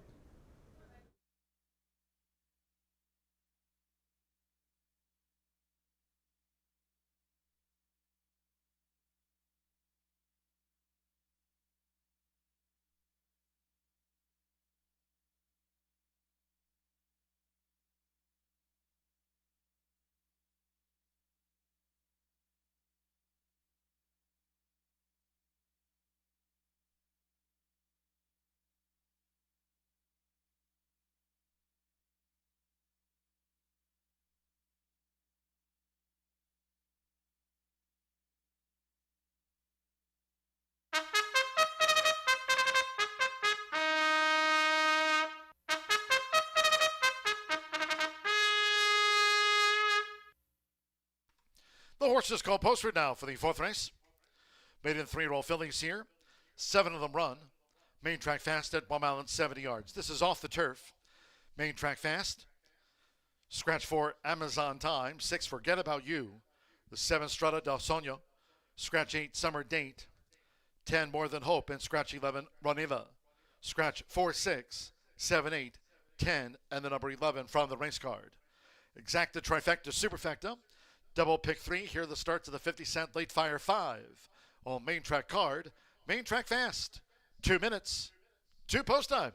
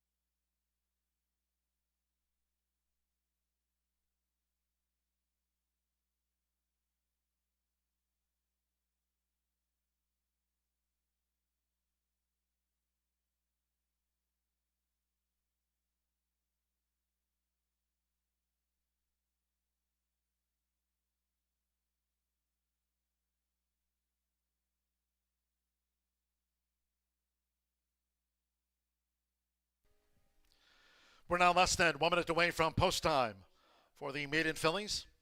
Scratch the 4, 6, 7, 8, 10, and 11. Main track only 12. Fashion Designer runs here. Fernando de la Cruz for Brad Cox. Main track has been upgraded to fast. The horses are approaching the starting gate, going down to the 1 mile, 70 yards. Main track start for the maiden.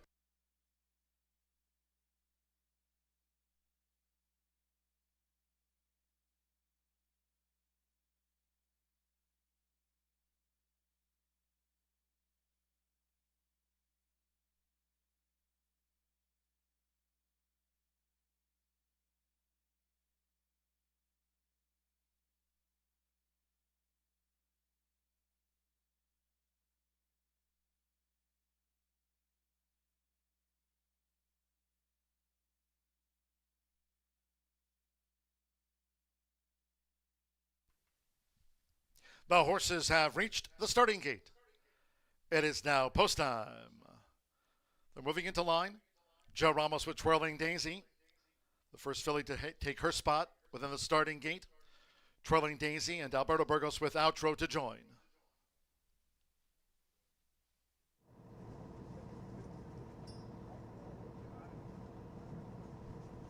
Right now, Fashion Designer, 3-5 favorite.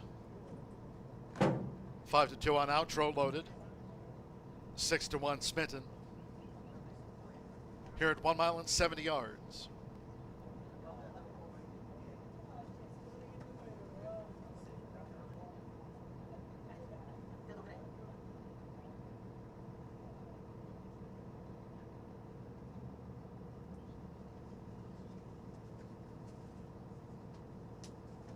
Right now, 7-1 on Twirling Daisy.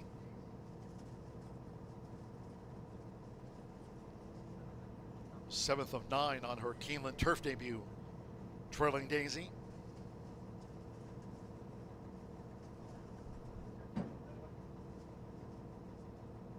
Outro was the first of the 6 to move into the starting gate. The starter here, Oscar Quiros and crew, still working with Twirling Daisy. Let them try to push her over when you're almost right there. This one of 3 taken off the turf course here today at Horseshoe Indianapolis. The main track has been upgraded to fast.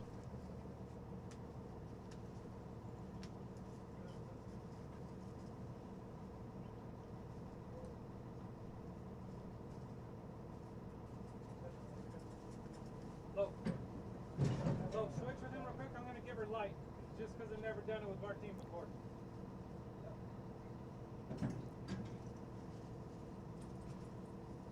Twirling Daisy reluctant to load. She's out to 8-1.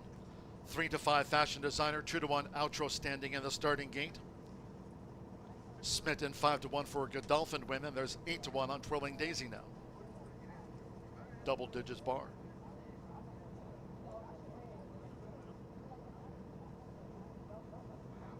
Look, hold on 2 seconds, look. Hey, Jaime, back the one horse out.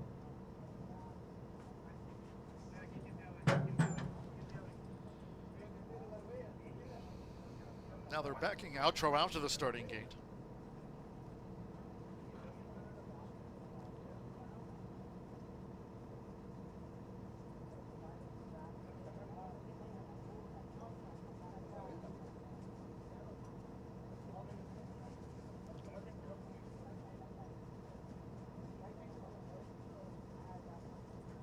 Still trying to coax Twirling Daisy to move into the starting gate.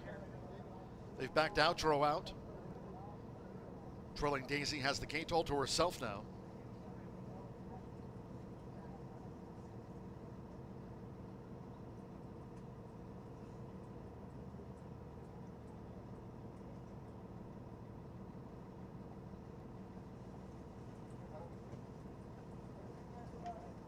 She's out low. Stewart, got to scratch the 5 horse for not loading. So stand by for a late scratch. Wanted no part of the load to Twirling Daisy.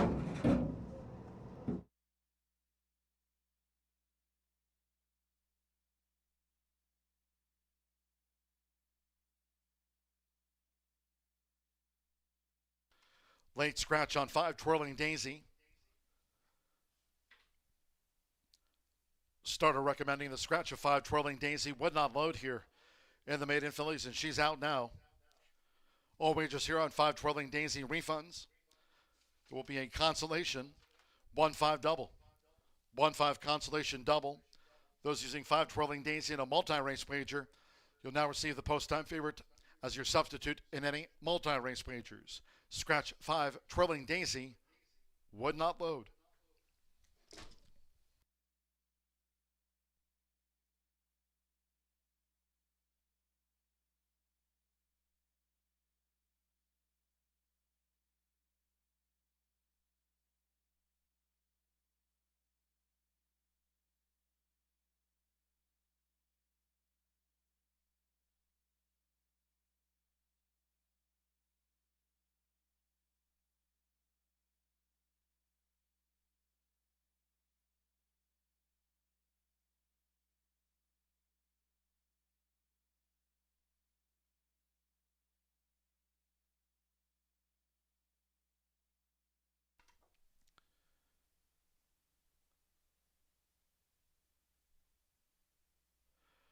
With that late scratch on 5, Twirling Daisy, going all the way up to the top of the stretch and over to the back stretch. Outro reloads. Sando Sanjo with Smitten joins Outro. Loading here for the maiden. Micah Meeks with Lady Faye. Again, this is 103 taken off the turf course. Main track fast. Now Moremi. Alexander Crispin on the Thursday score sheet. Late scratch on 5, Twirling Daisy, win and load, and one more. Fernando de la Cruz, Fashion Designer, runs as a main track only for Brad Cox. Fashion Designer, and they're off. And Lady Faye away well with toward the inside the gray Outro. Fashion Designer in the black cap with an early attack as they make their way toward the first turn. Spinton is in the royal blue of Godolphin, second to last. And Moremi has dropped back to 5th as they round the first turn with Fernando de la Cruz. Fashion Designer now takes the lead and is in front here of the quintet as they go to the back of this now fast track. Fashion Designer out to lead them from Lady Faye. Spinton comes up with a bit on the outside. Outro running in 4th by 3, and Moremi is last to the 5, making this backstretch run. The quarter for Fashion Designer, leading at 4-5, 23.62 seconds. Fashion Designer by 3/4 of length. Sando Sanjor sends Smitten up to be second on the outside. As they go past the half-mile pole, Micah Meeks and Lady Faye tracks them from 3rd. Alberto Burgos and Outro holding her position with the rail. And into the hands of Alexander Crispin, Moremi remains last. Half-mile 47.73 seconds. Fashion Designer to 3 out. It's Fashion Designer as Smitten is now being ridden to pick up this leader. Fashion Designer nicely for Fernando toward the quarter pole. With Outro now a clear 3rd. Lady Faye will straighten away in 4th. And Moremi is last. These maiden 3-year-old fillies come for home. It's Fashion Designer in charge. 3/4, 1 minute 11.42 seconds with Fernando de la Cruz, the daughter of Into Mischief. Fashion Designer has widened by 10 lengths past the 16th. From Outro, who's getting into second, from Smitten back in 3rd. Fashion Designer has scored the winning run by 10 lengths. Outro was second, Smitten 3rd, and then Moremi and Lady Faye.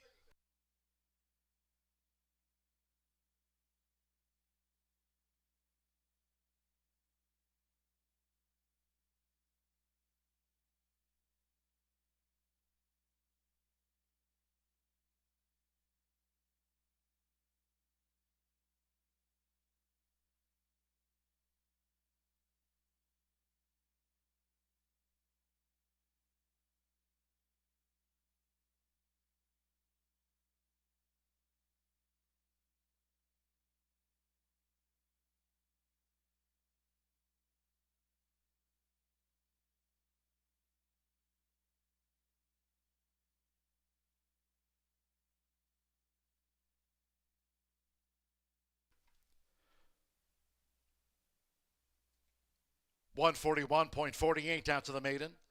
Fast track, 141.48. Unofficial, 12-1-2-9-12. Fashion Designer, 4-5 first, 1. Outro at even money was second. 2, Smitten at 9-2 third, and 9, Moremi was 4th. Hold all tickets until official. Brad Cox, assisted here by Ricky Giannini. She was a main track only. This one of 3 taken off the turf course here today. Fast main track for the daughter of Into Mischief. Brad Cox, Mary and Gary West, fashion designer, all dressed up at 4 to 5.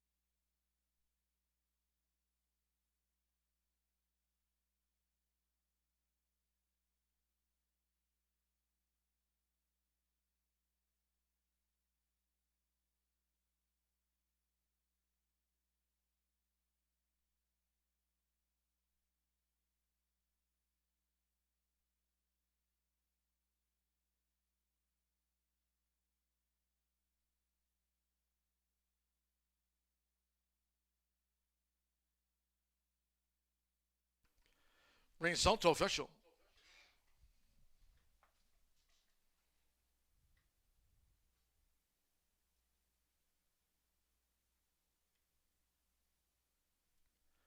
Returning to the Murphy Trevor Sales Winner Circle, the 12, fashion designer with Fernando de la Cruz.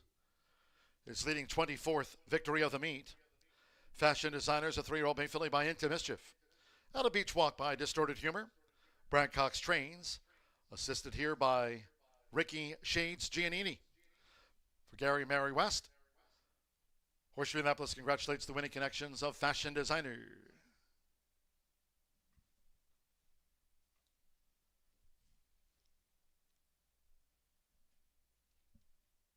12-1 exacta paid $8.60. 50-cent trifecta, 12-1-2, $3.30. 112 double, $14.60. 1-5 consolation double, $6 and change. Remy was 4th of 5. 10-cent superfecta, $2.70. And the pick 3, $6.80. 5 ran, favorite first, 141.48 fast track. Race 5 of 9 is 19 minutes away. And the next, no changes, 6 run. No changes on the next one. Exacta, trifecta, superfecta, double pick 3. It starts the $1 late pick 4 presented by Itoba. Post time will be at 4:24. Just as a reminder for all of our Horseshoe Indianapolis faithful, no live racing here on Friday nor over the weekend. No live cards here. First Flow Road TV open for simulcast wagering. Horseshoe Indianapolis Casino 24/7. No live racing here Friday, Saturday, Sunday. The next live race card following the QHREI Derby final today will be on Monday, and Monday when racing resumes from 2:10. Post time here for race 5 will be at 4:24.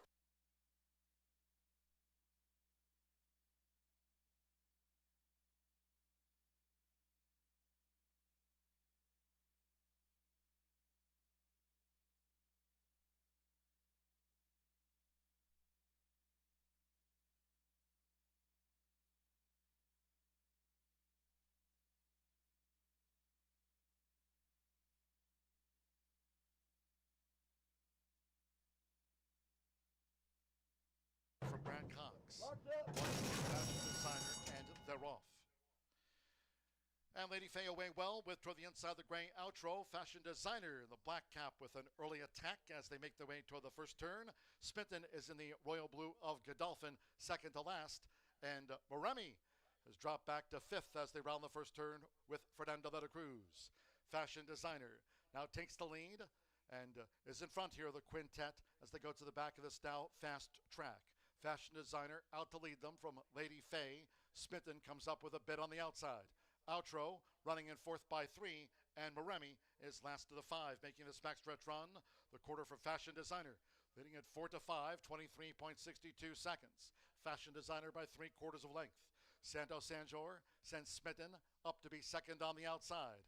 As they go past the half-mile pole, Micah Meeks and Lady Faye tracks them from 3rd. Alberto Burgos and Outro holding her position with the rail. And into the hands of Alexander Crispin, Moremi remains last.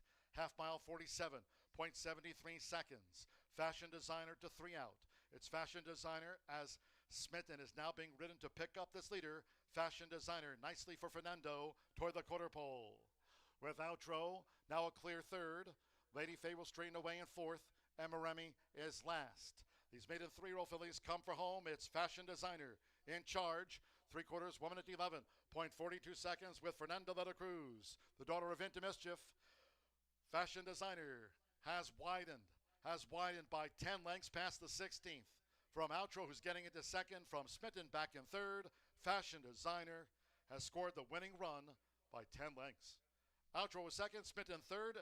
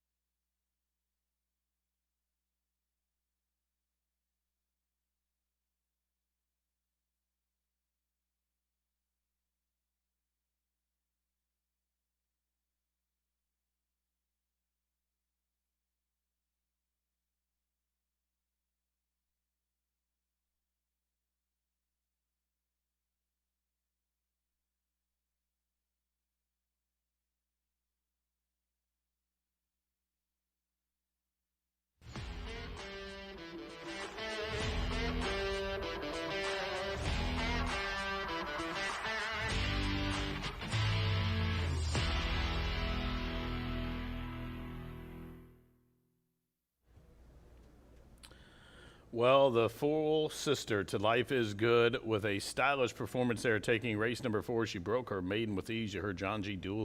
Dooley say that she won by about 10 lengths, and what a performance there. Went virtually gate to wire through some fast fractions and won.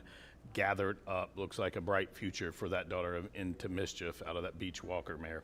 Now, coming up, race number 5 starts a $1 pick 4 presented by iToba on races 5, 6, 7, and 8. And we do have a field of 6 now, a short field for this filling mare allowance event. It's a 2 other than for the Indiana bred girls to go a mile 70, but I think it's the most competitive race of the day, albeit just 6 horses. I think any one of them in here can win. Really had a tough time here trying to figure out who I like the most. And right now, number 1, Cloudy Star is where I'll start. 3-1 on the board. Being ignored from them 7-5 morning line odds, but she is a good horse. She's by Cloud Computing out of a mare named Make Her a Star, who's by Make Your Choice. Now, this one has only been worse than third one time in her career. 2 wins, 2 seconds, and a third place finish. Now, 5 for 6, both of those wins coming here. Now, last start, I think she probably was the best horse. Had a little bit of excuse with second, beat 3 lengths. Time before, when she made that 26 seasonal run, she made all the pace and just flattened out, got jammed right on the wire, beat 3/4 length by Shanghai Express. Hoosier Promise was in that race, finished right behind her. There's going to be big contrast in odds here between those two once it's all said and done. But Cloudy Star, I do like her. Do I think she should be 7-5 in here? No. But is she talented enough to win? Yes. Her only really troubling race came on debut and was in behind G-Force Jimmy, Temple, Painter, Jordan's Deal. All those horses seem to be okay Indiana breds. But I really do like her chances in here. She has that inside stall. We just seen a horse go wire to wire there on the dirt, and I really don't know who's going to pressure unless Sweet Saint goes. But I don't think Vortex Express has the speed to go with her. Although stretching out, she should be a little more forward. But I think Cloudy Star, if she jumps well, she should be able to ride her own ticket with Vortex Express stalking her just off her flank. But Cloudy Star, I think it's all about the break here in the trip, but 3-1 is a pretty good price on her, and I think she is worth a look here. Now, number 6, Sweet Saint's another one I'll use. Now, when I handicapped this earlier, I in fact like Sweet Saint a little better. She's drawn to the outside, and she was 3 for 3 on the off-going, but now, as the day has progressed and the track's tightened up and it's been labeled fast, I'm not going to use her on top. I'm going to use her for second here. She opens up 9-5 here, as we see. Her last race, throw it out. It was the turf. She didn't want any part of it. And the time before that, she won the first level allowance race by 4 3/4 lengths, just the easiest of winners. Now, she's a 5-time winner from 8 starts, so she's one that you need to use on your tickets here. Now, is she a short price? Yes, but can she win? Absolutely. And hopes to get Sammy Bermudez in the winner's circle here for Randy Klopp. Now, speaking of Klopp, he has another one in here. Number 4, Fancy Is My Name, and Irving Mikata will get the leg up by Josue in here. Mr. Celine will give him a leg up on this daughter of West Coast, a 4-year-old. As you see, Celine there on the side there, getting ready to tighten the overgirth there. And Fancy Is My Name was a dominant winner last out in that first level allowance race. She came out of that same race with City Prayers, whom won the race over Eyeshadow, and Fancy Is My Name was third that day. And that was the 26th debut going short. I think this horse is a much better horse going a route of ground. And when Randy stretched her out, he was trying to get her on turf, but she ended up liking the dirt. And so he's sticking with the program and going to run her right back here in the next level allowance race. And I think she merits a big chance in here. She's 5-2 on the morning line currently right now. 5-1 now, goes 4.5-1, but she's certainly with a chance. Should Cloudy Star get company into the front end, maybe get softened up by the likes of Vortex Express or even Sweet Saint, I think Fancy Is My Name is going to be the benefactor of a horse that could close in after a hot pace. So I'll use those 3 horses here as my top 3 pick. And in fact, the Itoba Pick 4 starts here with this $1 wager, and I'll start with those 3. All in all, just a $27 play. It's a $1 base bet, low takeout. It's a wager that you wanted to always keep part of your budget every day and take a swing at it. It pays healthy. These $1 pick 4s, you want to be involved, and you want to get make sure you save some budget and play this thing, because it always pays very, very well. Draws a sizable pool, low takeout, and that $1 base bet's really key here. Now, in race number 6, it's off the turf, mile on the mile 70 on the main track. We have several scratches in race number 6. I'll use 3 horses in there. Number 1, Diamond Rock Hill, 12-1 from Mike McCarthy. And this one was a fast closing 4th on debut here at 5 furlong distance. Stretches out, had a trouble trip. You got to use 12-1. It's a huge price on that horse. Speaking of huge price, the 2 in the same race, Crescent Key. Joe Ramos up for Alice Cohn. She only runs a handful of horses, but she always does very well. And she always does very well with horses at a rattle ground, usually on turf, but I think that's really fits her training style. This one faced some stiff competition in each of her first 2 starts, and the stretch out's the key here. This daughter of Gun Runner needs the ground. She's going to get it today, and I'm going to also use the 5 Burbiana for Resolute Racing of John Stewart and Will Walden there in the 6th. Race 7, the 3rd leg, we'll go 1, 3, 6, Red Eye Ola, Guyana's Eclipse, Swift B. I think that'll get us through to the 8th and final leg of this Itoba Pick 4. We're going to single Pretty Darn Good. A maiden winner, 2 back, was 3rd beaten 2 links, probably the best horse that day. $27 play all in all. We'll go 1, 4, 6 with 1, 2, 5 with 1, 3, 6, and we'll single Randy Matthews' horse Pretty Darn Good in the 8th. Here they come for the pick 4. Post time in just a few. Good luck.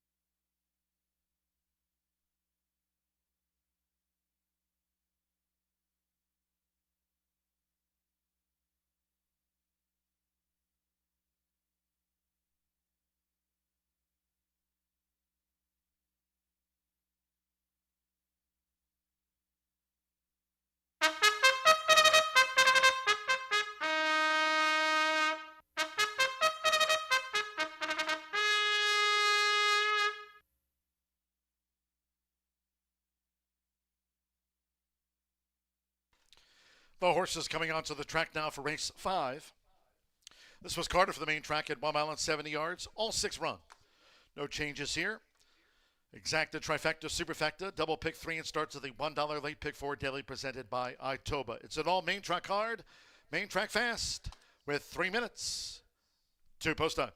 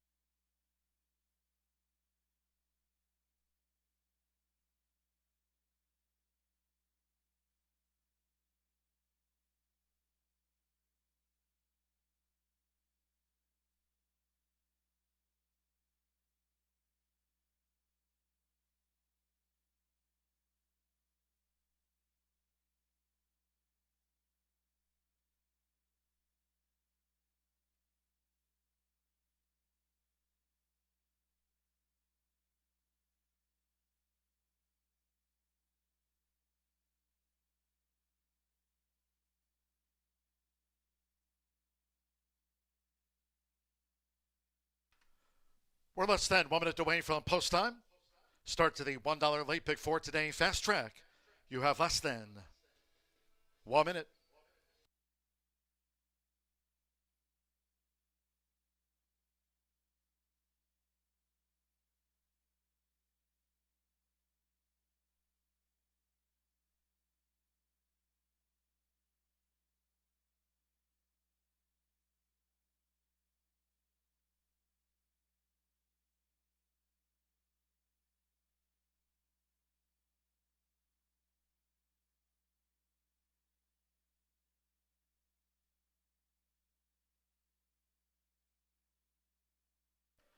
The horses are approaching the starting gate.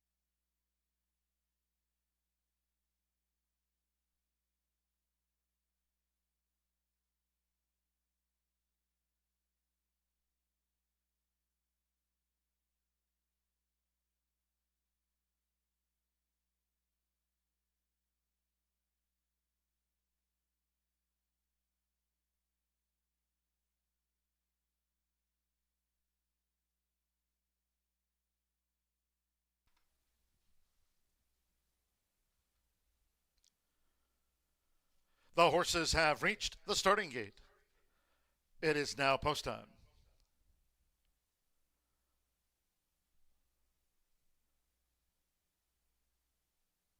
Loading starts.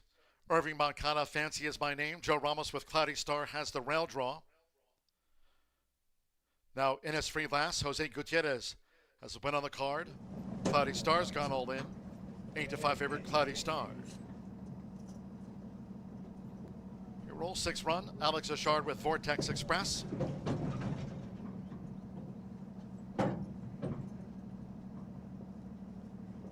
$23-1 on Vortex Express.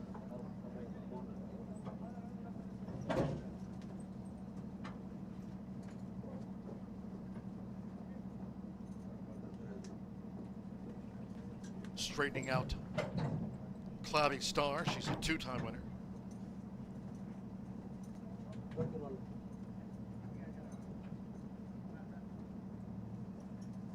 Cloudy Star, 9-5 favorite with 2-1 on Fancy is my name and Sweet Saint. Vortex Express has gone all in it, 26-1. Marcelino Pathosa Jr. with the Matoli filly Hoosier Promise. One more, Samir Bermudez, Sweet Saint, a winner of 5 of 8 career starts. This leg D of the cross-country pick 5 with Belmont and Aqueduct. They're in the gate. Cloudy Star was a fractious there within the starting gate. Cloudy Star. Delay.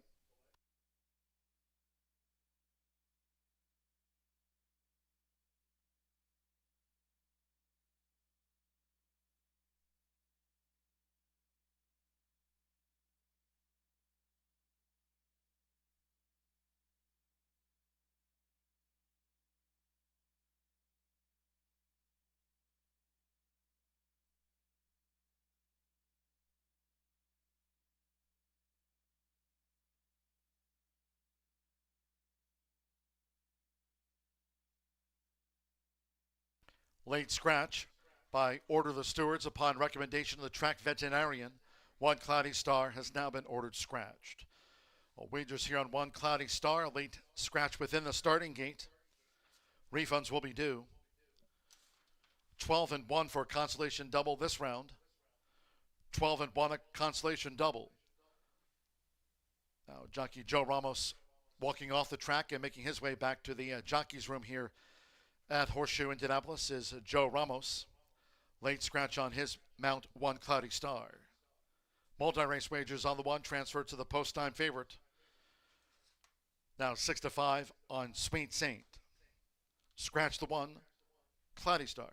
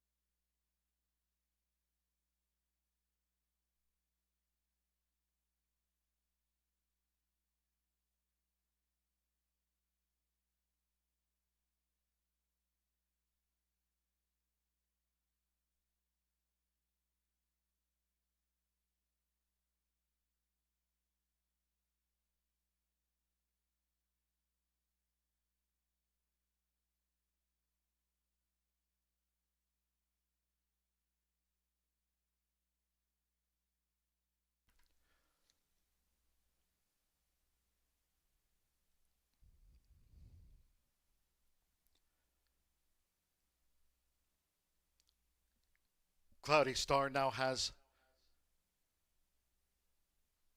been removed from the starting gate. Again, jockey Joe Ramos made his way back to the jockey's quarters. Late scratch on 1, Cloudy Star.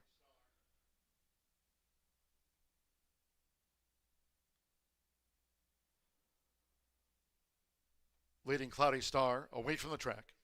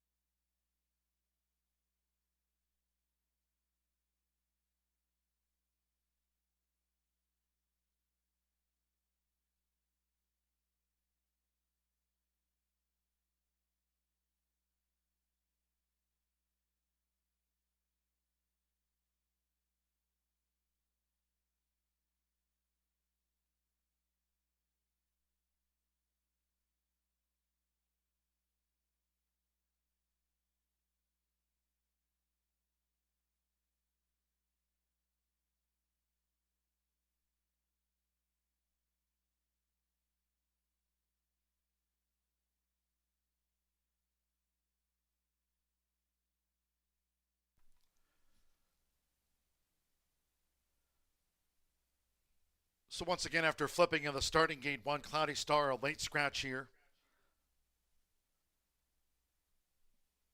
Cloudy Star now off the track. And with her on the backstretch, ready to reload here. Alex Achard, Vortex Express. First of the 5 fillies to retake her position within the starting gate. 20-1 on Vortex Express.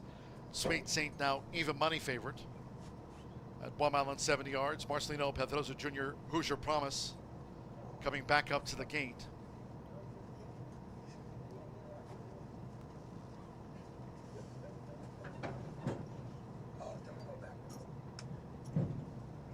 Hoosier Promise reloaded. Irving Moncada, Fancy Is My Name. Like Sweet Saint, both for Randy Klopp. Innisfree last. Again, Jose Gutierrez has a win on the card.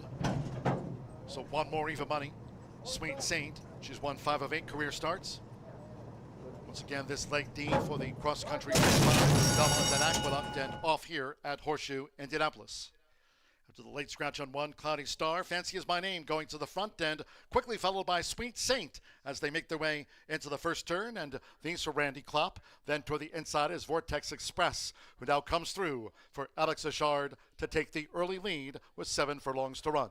Vortex Express by 2 to Fancy is My Name, who pursues going to the back of the track. Simmer Bermudez and Sweet Saint at even money.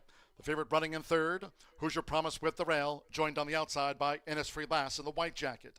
The opening quarter was 24.06 seconds at 20-1. Vortex Express heads them. Vortex Express by a half to 3/4. Irving Moncada close second on the outside with Fancy is My Name. Sweet Saint tracks them from third. On the outside for Jose Gutierrez, Innisfree Lass trying to close into this pace, running in fourth. And into the hands of Marcelino Pedroza Jr. Hoosier Promise, orange and the blue hoops, is last of the quintet. Vortex Express, Fancy is My Name. Here comes Sweet Saint in the 3-path, and joining her, Innisfree Lass 4 deep. The one detached is Hoosier Promise. Half mile, 48.21 seconds now at the 2.5. They swallowed up Vortex Express. Going for the quarter pole is Fancy is My Name with Innisfree Lass. And right there, Sweet Saint battling between horses. Hoosier Promise is the wide out. And toward the inside, Vortex Express tries to rally on. It's still a toss-up. 3/4, 1 minute, 12.52 seconds. Fancy is My Name clings on. Sweet Saint is in dire straits. And here's Hoosier Promise, who's picking them up for Marcelino Pedroza Jr. with power. Hoosier Promise takes the lead and pulls away. The best Fancy is My Name by 3. Sweet Saint was third, then Innisfree Lass and Vortex Express trailed them home.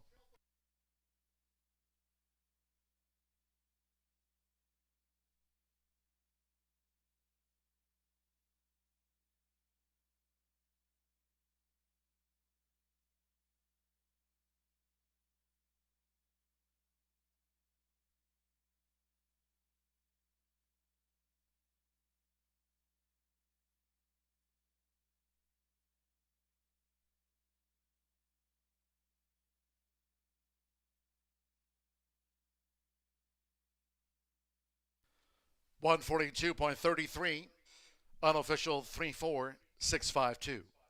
3 Hoosier Promise at 6-1 was first. 4 Fancy is My Name, 2-1 second. Number 6 Sweet Saint at even money third. Home was the favorite. 5 Innisfree Lass in the white silks and cap at 7-2, getting into the frame. Late scratch on 1, Cloudy Star is noted. So 3-4-6-5 in the 2. 6-1 on Hoosier Promise, Marcelino Pedroza Jr. for Tony Granitz and Dick Perkins. The daughter of Matoli, Hoosier Promise, starts the late pick 4.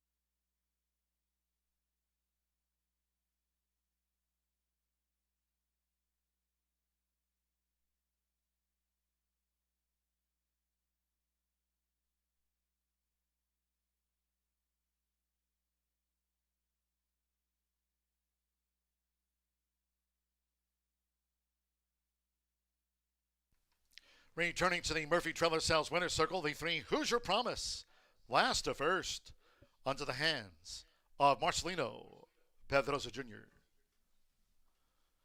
This is 22nd win of the season. Hoosier Promise is a 4-year-old bay filly by Matoli out of Ghost Dome by Ghost Zapper. Tony Granitz trains for Dick Perkins in the orange and blue hoops. Horseshoe Indianapolis congratulates the winning connections of Hoosier Promise.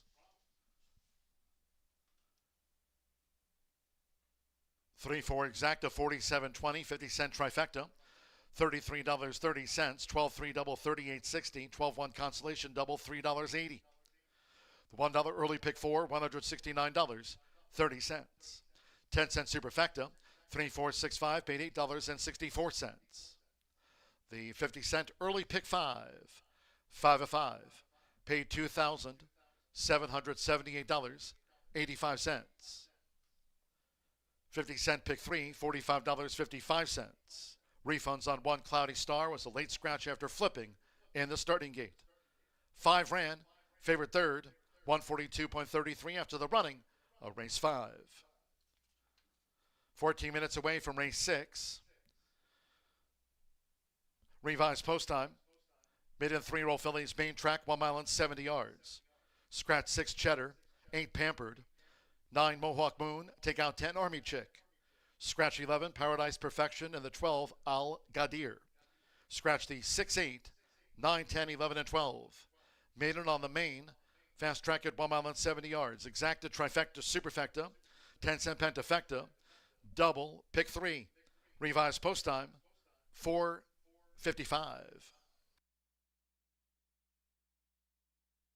Lake D for the cross-country Belmont and Aqueduct and off here at Horseshoe Indianapolis.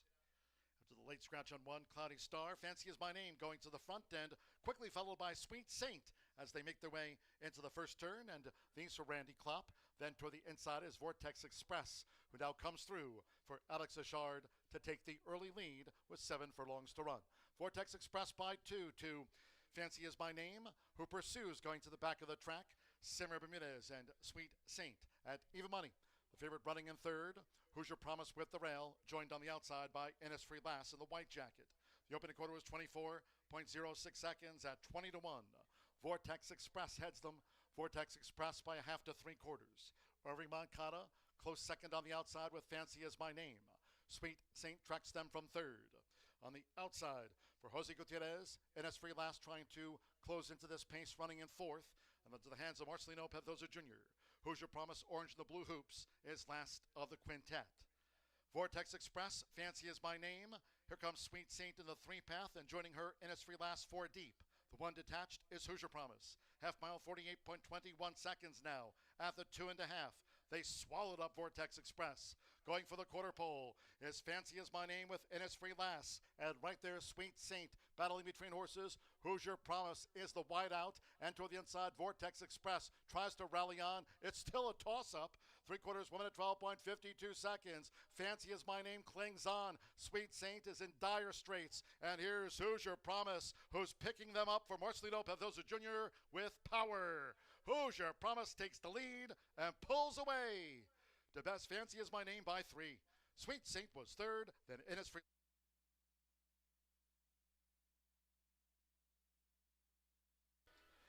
Please note in this upcoming 6th race, we have a late jockey change.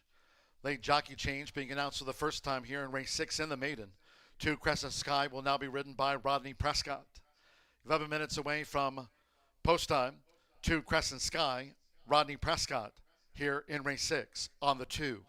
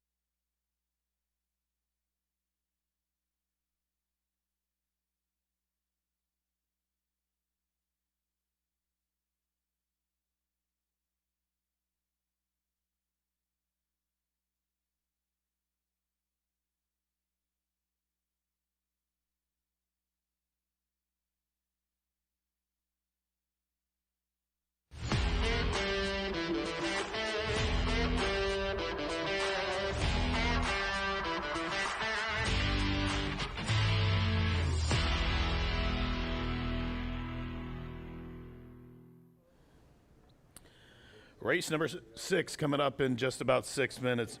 Excuse me. Is a maiden filly 3-year-old special weight taken off the turf. Now a mile 70 on this fast main surface. Several scratches. Take out numbers 6, 8, 9, 10, 11, and 12. 6, then 8 through 12. Well, 4 to 5 on Burbiana right now, and deservedly so. I just don't see any way around this horse not going off as the favorite. I'm going to use her. I like a couple of other horses in here behind her to start this final thoroughbred pick 3 on this 9-race card. The next 3 are for the thoroughbreds. And, of course, we close out with that big premier quarter horse event in race number 9. Now, number 5, Burbiana, comes from the barn of Will Walden, a powerhouse barn owned by owner Resolute Racing of John Stewart, and this one was a $400,000 purchase at the King on January of all ages sale, and she's by Candy Ride. Of course, Candy Ride was undefeated, Grade 1 winner of the Pacific Classic out there at Del Mar. She's out of a Union Rags mare named Rags Pauline. Now, this is her first fold of the races, and Burbiana debuted and drew the likes of Johnny V, and had a bit of a tardy start, and it kind of ran on well. She ended up splitting the field almost and only got beat about 7.5 lengths. It was an encouraging effort. I'm sure they probably wanted to try her and land her in a spot here on the turf, but she stays in on the dirt. She's been training forwardly on the dirt and has some dirt pedigree as well. Doesn't necessarily scream turf to me, but you have to use her in here. She's even money. I know she's a short price, but came out of a really good race and looks the part in the paddock. Absolutely turned out in the paddock, as you see Kenny there working with the assistant to get those blinkers on Burbiana. But, off pedigree, off connections, off the way she looks in the paddock, I have to use her here on every ticket. Now, she's a short price. The next couple I'm going to talk about were long shots. 15 to 1 in the morning line, currently 12 to 1. That's number 2, Crescent Sky. We do have a late jockey change here to Rodney Prescott, and this one comes from the barn of Alice Cohn. She's a very, very good trainer, and this chestnut daughter of Gunrunner is out of a mare by Sky Mason named Sky High Lady, who won 4 races, all at a route distance. She won a stake on the dirt. She broke her maiden on the dirt. She won 2 allowance races, 1 on the synthetic, 1 on the turf. So very versatile was her dam, and her dam can run. She could run long, of course. She's by Gunrunner, and the mares had a couple other foals to the races. All of them were route winners. This horse debuted at a 5.5 furlong on the turf distance, came back at 5.5 furlong on the turf distance. Now she's going to get a route of ground, and she's going to be a price, and she's going to be a horse that I would have on every one of my tickets. She's going to run very well. And she comes from a very, very sneaky, dangerous barn here. Alice Cohn, very capable trainer, and 12 to 1 with Hot Rod picking up the mount. Now, number 1, Diamond Rock Hill. Amira Mendoza with a win on the card earlier today. Gets a break in weight here at this mile 70 distance for Mike McCarthy. And Diamond Rock Hill was 4th on debut here, beating 6.5 lengths to a horse named La Puma. La Puma from the Ray Hernandez barn came back and won again. She won a first level allowance race, nabbing that Archie bred Cuda Cutie right on the square. And she rallied from far back, was second to last, and this one was a 4th in that La Puma race, beating 6 1/4 lengths. She didn't have the greatest start, and she was racing on a track that I think had a little more speed bias that day, and there weren't really a lot of closers, I don't think, doing very well, and she ran against the bias and ran on well. I like 2-starred horses. She's stretching out, a lot of upside here. Now, since that May 13th race, she's came back and worked twice, both of those bullets at the Spectrum over there on Preston Highway in Louisville. Now, on June 2nd, she worked a half bullet, 48 and 1. Then she came back in the slot, 49 and 2. So Diamond Rock Hill, as you see, getting a leg up there was Amira Mendoza. I want to have on every ticket here. So those are the 3 I'm going to use here in race number 6 as they head out the track for the final thoroughbred pick 3. Don't forget, we get that quarter horse handicap event closing out the show, over $100,000 up for grabs. But here, race 6, 5, 2, 1 for me. Good luck to you.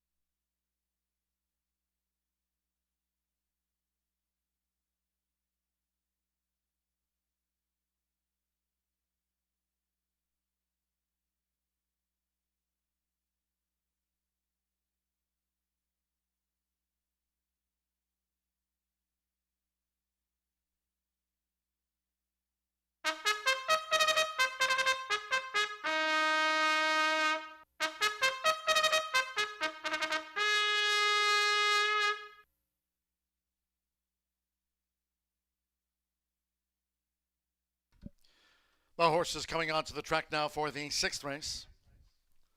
This race, one of the 3 taken off the turf course. Main track fast here, the maiden at 1 mile and 70 yards. Field of 6. Scratch 6 Cheddar, 8 Pampered. Take out 9 Mohawk Moon, 10 Army Chick. Scratch 11 Paradise Perfection and the 12 Al Gadir. Scratch 6-8, 9-10, 11 and the 12. 2 Crescent Sky, that late jockey change was made to Rodney Prescott. As announced, Rodney Prescott rides 2 Crescent Sky. Exacta, Trifecta, Superfecta, 10-cent Pentafecta, Double Pick 3, Fast Track, and due off in a short time.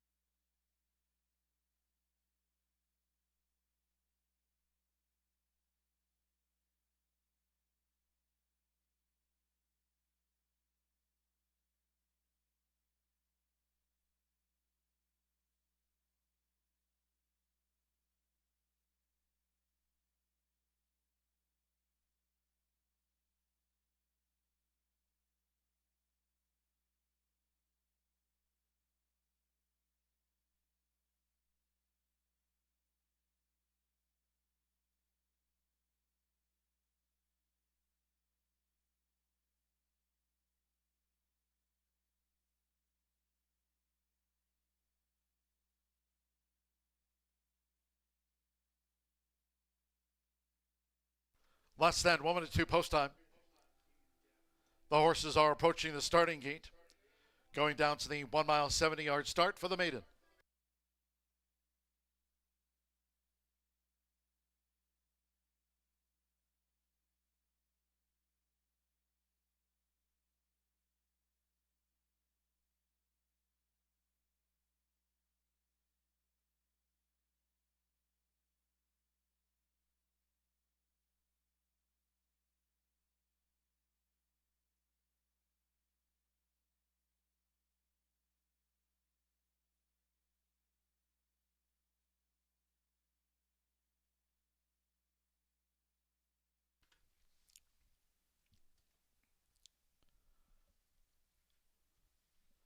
The horses have reached the starting gate. It is now post time. Simmer Bermudez with Little Red Stiletto. Tony Granitz, who won at Belterra Park and here today. Little Red Stiletto. Making her bow. Amir Mendoza with Diamond Rock Hill. Alex Ashard, Burbiana. Rodney Prescott, a late jockey change for Crescent Sky. Loads at 19 to 1 odds. Fast Track here. It's one of the 3 taken off the turf course. So main track card fast here at Horseshoe Indianapolis. Burbiana right now 3 to 5 favorite. Godolphin's Tarzana. Three-time starter, the Street Boss filly. Marcelino Pathosa Jr. riding for a double. 6-1 Hoosier Promise took out our feature of the day. One more, 12-1. Love 2 facing up to the gate. First time starter by Hartsman. Love 2. Fernando Veracruz leads the meet with 24 wins. Fernando on the Thursday score sheet. Love 2. 3-5 on Burbiano. They're in the gate. They're off. Crescent Sky, alternate alert start for Rodney Prescott. Tarzana's right there. Here come early rushes from Burbiana and the black cap, and Love 2 is right outside her as they charge into the first turn. Love 2 nearest the inside is Crescent Sky, and Burbiana right there between them in tight quarters at the 6.5 nearest the inside. Diamond Rock Hill is fourth upon settling. Tarzan is next, and into the hands of Samuel Martinez, the newcomer Little Red Stiletto trails the maiden filly Sextet, 23.45 seconds for the lead part, and it's Love 2. With Fernando Veracruz, Love 2 has taken a short lead from Crescent Sky, second at the inside. Alex Achard and 3-5 favorite Burbiana right there third on the outside as they make this run past the half-mile pole where Love 2 just leads Crescent Sky. Burbiana now starting to gain. Tarzana's running in fourth. Then toward the inside, Diamond Rock Hill, and finally Little Red Stiletto. Half mile, 48.17 seconds. They enter the far turn. Love 2, tackled in earnest by Burbiana, who's now taken the lead as they round the far turn. It's Burbiana, the daughter of Candy Ride, leading them toward the quarter pole from Love 2, who tries to respond to pressure and joined by Tarzana. Then toward the inside is Diamond Rock Hill, who straightens away in fourth. Little Red Stilettos in a green cap, and Crescent Sky tailed off. 3/4, 1 minute 12.65 seconds. Burbiana as Tarzana is coming with a long run now on the outside, and toward the inside is Diamond Rock Hill, third and staying on. As they come past the 16th, it's Tarzana for Marcelino Pathosa Jr., the daughter of Street Boss. Tarzana edges away from Burbiana to best her by 3/4 of a length. Diamond Rock Hill was third, a gap away. Crescent City fourth. Tarzana, Marcelino Pathosa Jr. for Brad Cox, and a Godolphin win. It's Tarzana out to the maiden ranks.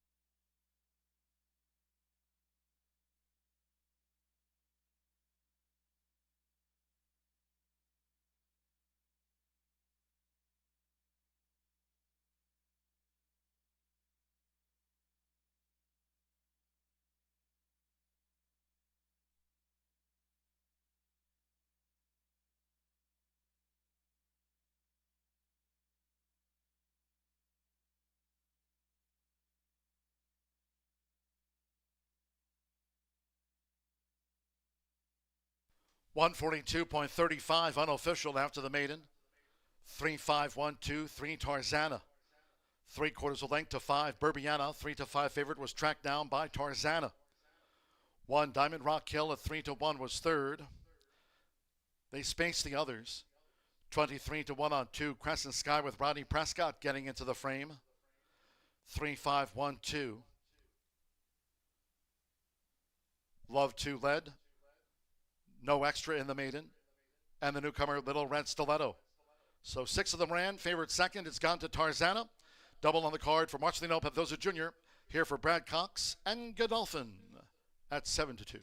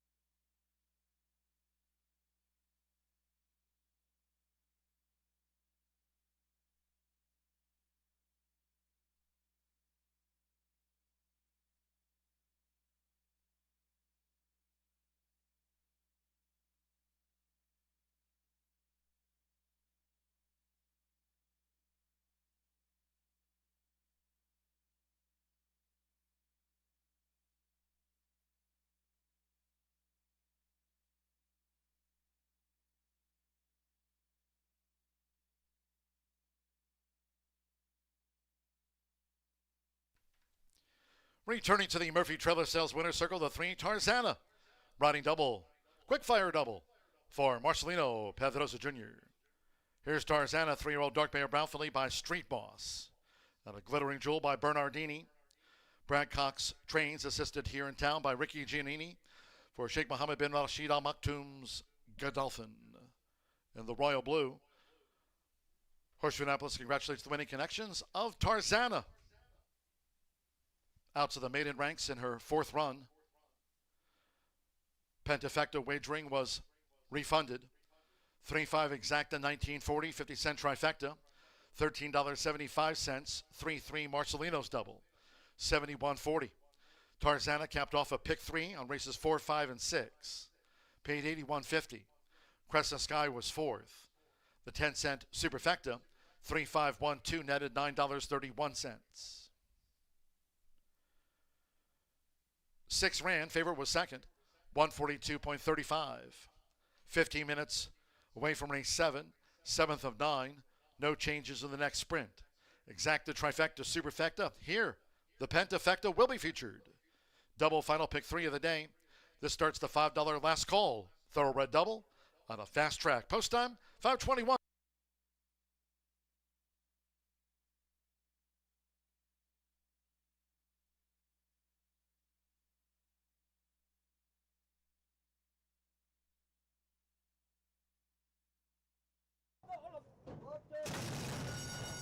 They're off. Crescent Sky, alternate alert start for Rodney Prescott. Tarzana's right there. Here come early rushes from Burbiana and the black cap, and Love 2 is right outside her as they charge into the first turn. Love 2 nearest the inside is Crescent Sky, and Burbiana right there between them in tight quarters at the 6.5 nearest the inside. Diamond Rock Hill is 4th upon settling. Tarzana's next, and into the hands of Samuel Bermudez, the newcomer Little Red Stiletto trails the maiden filly Sextet. 23.45 seconds for the lead part, and it's Love 2. With Fernando Veta Cruz, Love 2 has taken a short lead from Crescent Sky, second at the inside. Alex Achard and 3-5 favorite Burbiana right there third on the outside as they make this run past the half-mile pole where Love 2 just leads Crescent Sky. Burbiana now starting to gain. Tarzana's running in 4th. Then toward the inside, Diamond Rock Hill, and finally Little Red Stiletto. Half mile, 48.17 seconds. They enter the far turn. Love 2, tackled in earnest by Burbiana, who's now taken the lead as they round the far turn. It's Burbiana, the daughter of Candy Ride, leading them toward the quarter pole from Love 2, who tries to respond to pressure and joined by Tarzana. Then toward the inside is Diamond Rock Hill, who straightens away in 4th.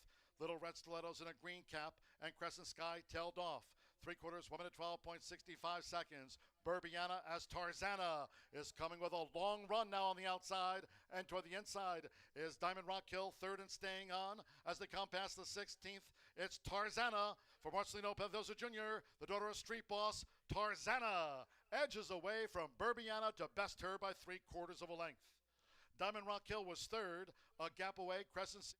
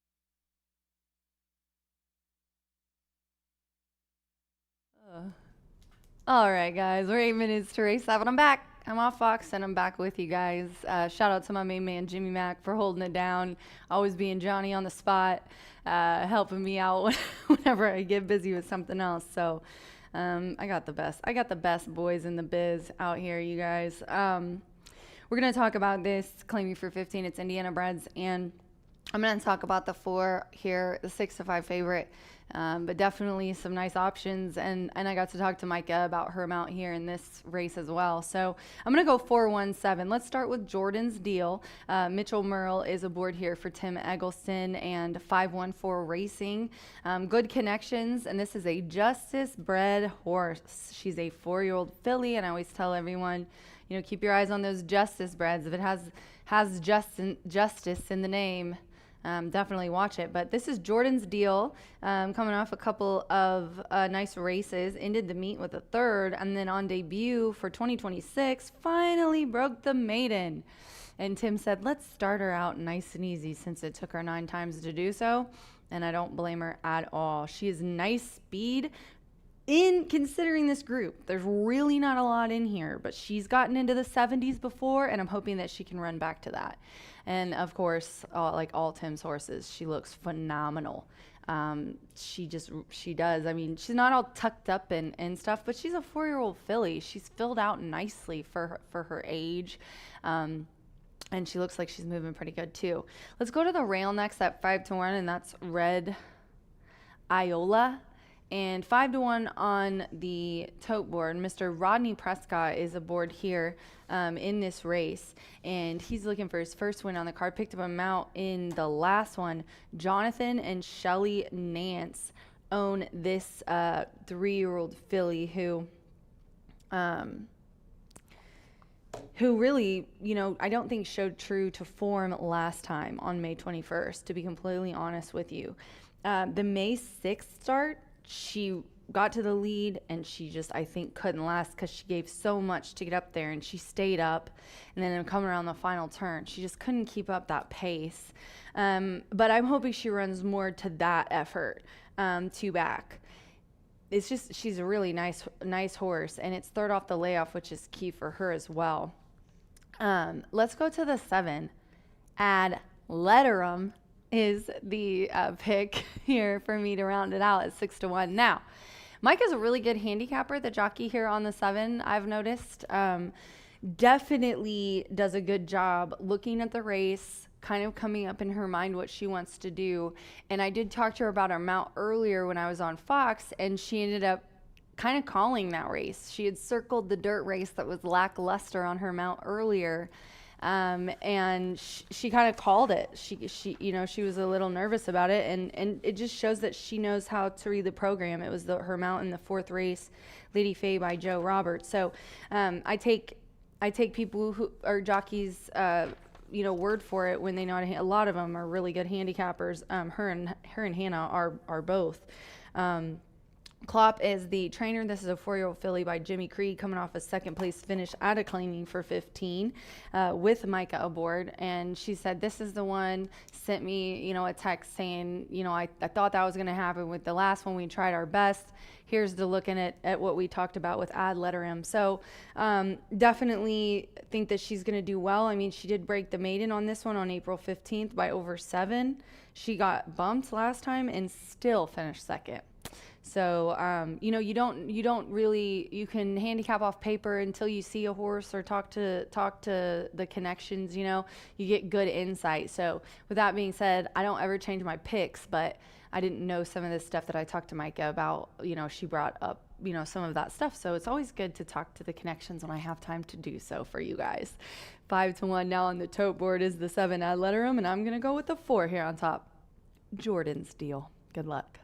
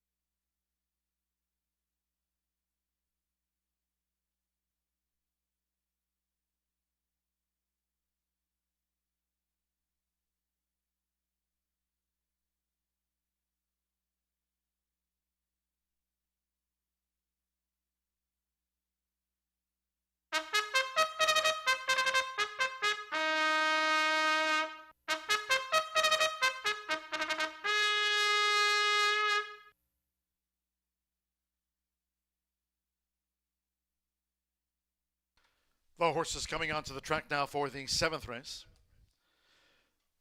This race will be run at 6 furlongs, a field of 7. There are no changes.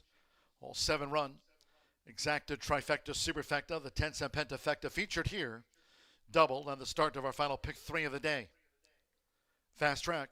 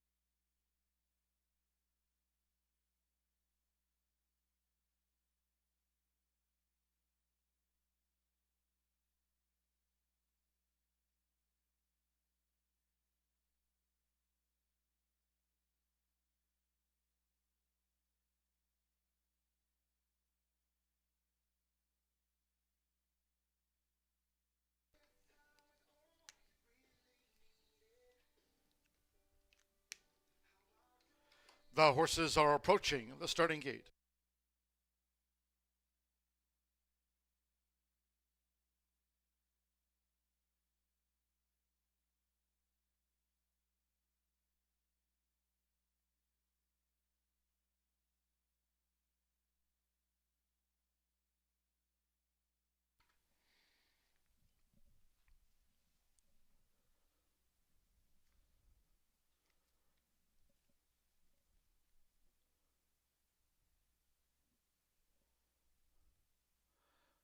The horses have reached the starting gate.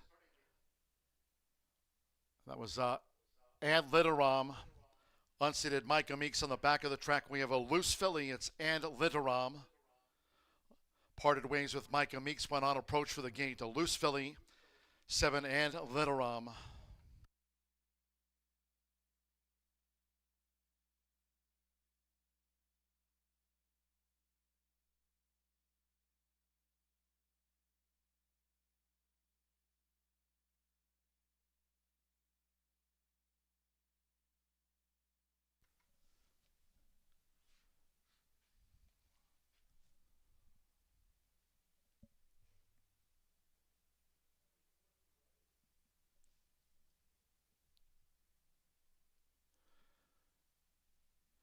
So we still have this loose filly. It's the number 7 in your program, Ad Literam, coming through the far turn at the quarter pole now is this loose filly.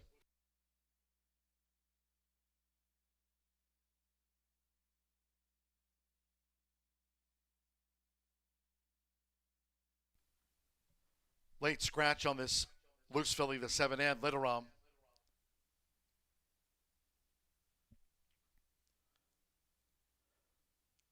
She's now been pulled up here by the outrider. Late scratch on 7 Ad Literam. All wagers here. Refunds on the number 7. There will be a consolation. 3-7 double. 3-7 for a consolation double. Those using 7 Ad Literam. And a multi-race wager. You'll now receive the post-time favorite as your substitute in any multi-race wagers. Scratch 7 Ad Literam.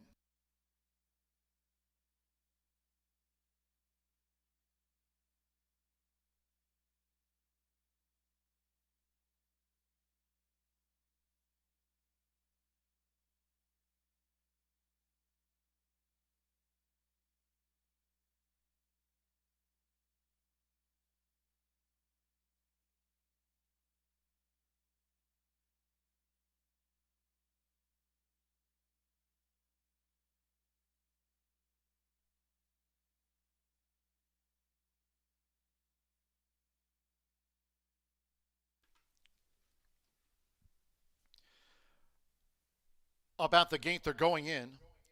Rodney Prescott with Brad Iola first to move into the starting gate. Fernando de la Cruz with Gospel Music.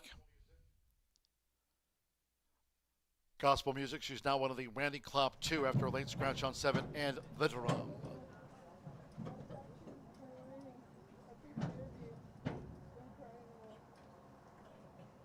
Irving Moncada with Guyana's Eclipse. Facing up to the gate at 10-1. Mitchell with Jordan's Deal. 3-2 favorite. Jordan's Deal. Santo Sanjo with Beyond the Loose. At 6 furlongs. So now stand by. One more Alberto Burgos with Swift B to complete the line. 7 and Literam, a late scratch. 7's a non-runner. All in. And they're off. Fast start for Beyond the Loose. Here's Guyana's Eclipse.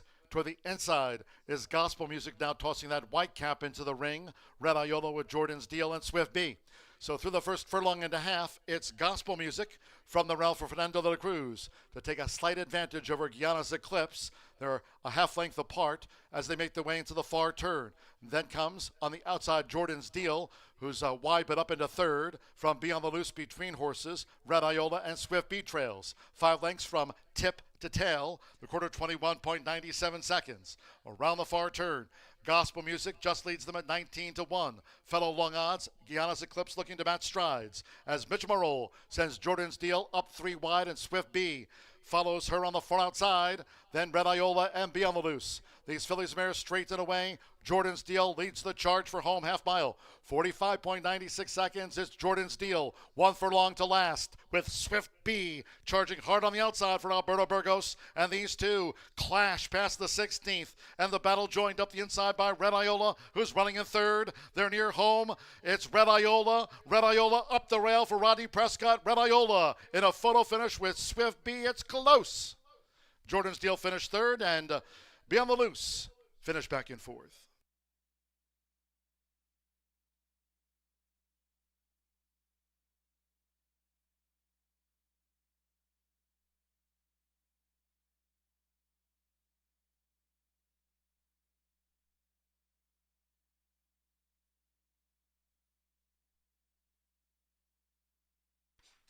$112.08 after the distaff dash. 112.08. Photo finish. Hold all tickets.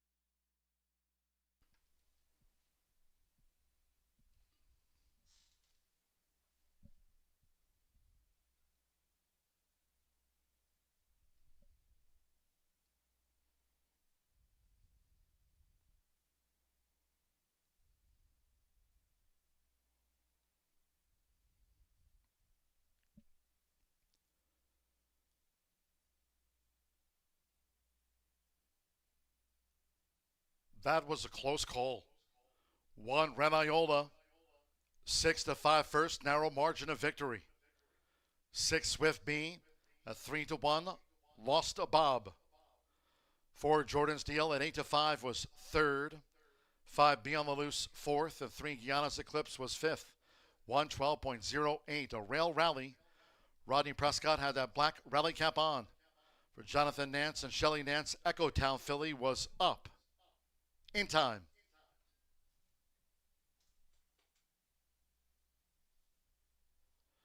Returning to the Murphy Traveler Sales Winner's Circle, number 1, Red Iola with Rodney Prescott. Red Iola is a 3-year-old chestnut filly by Echo Town. Out of the Stormy Atlantic mare, Herbally, Jonathan Nance trains for breeder and owner Shelley Nance. Horseshoe Indianapolis congratulates the winning connections of Red Iola. 6-5 at the off.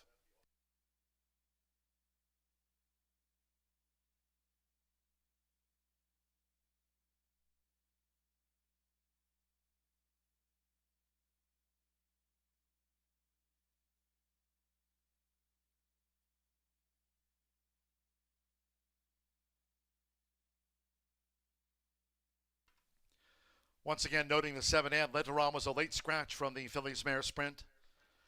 Refunds on 7 ad, Letaram. 3-7 will be the consolation double. Multi-race wagers on 7 ad, Letaram transferred to the post-time favorite, which was the 1, Red Iola, the winner. Official.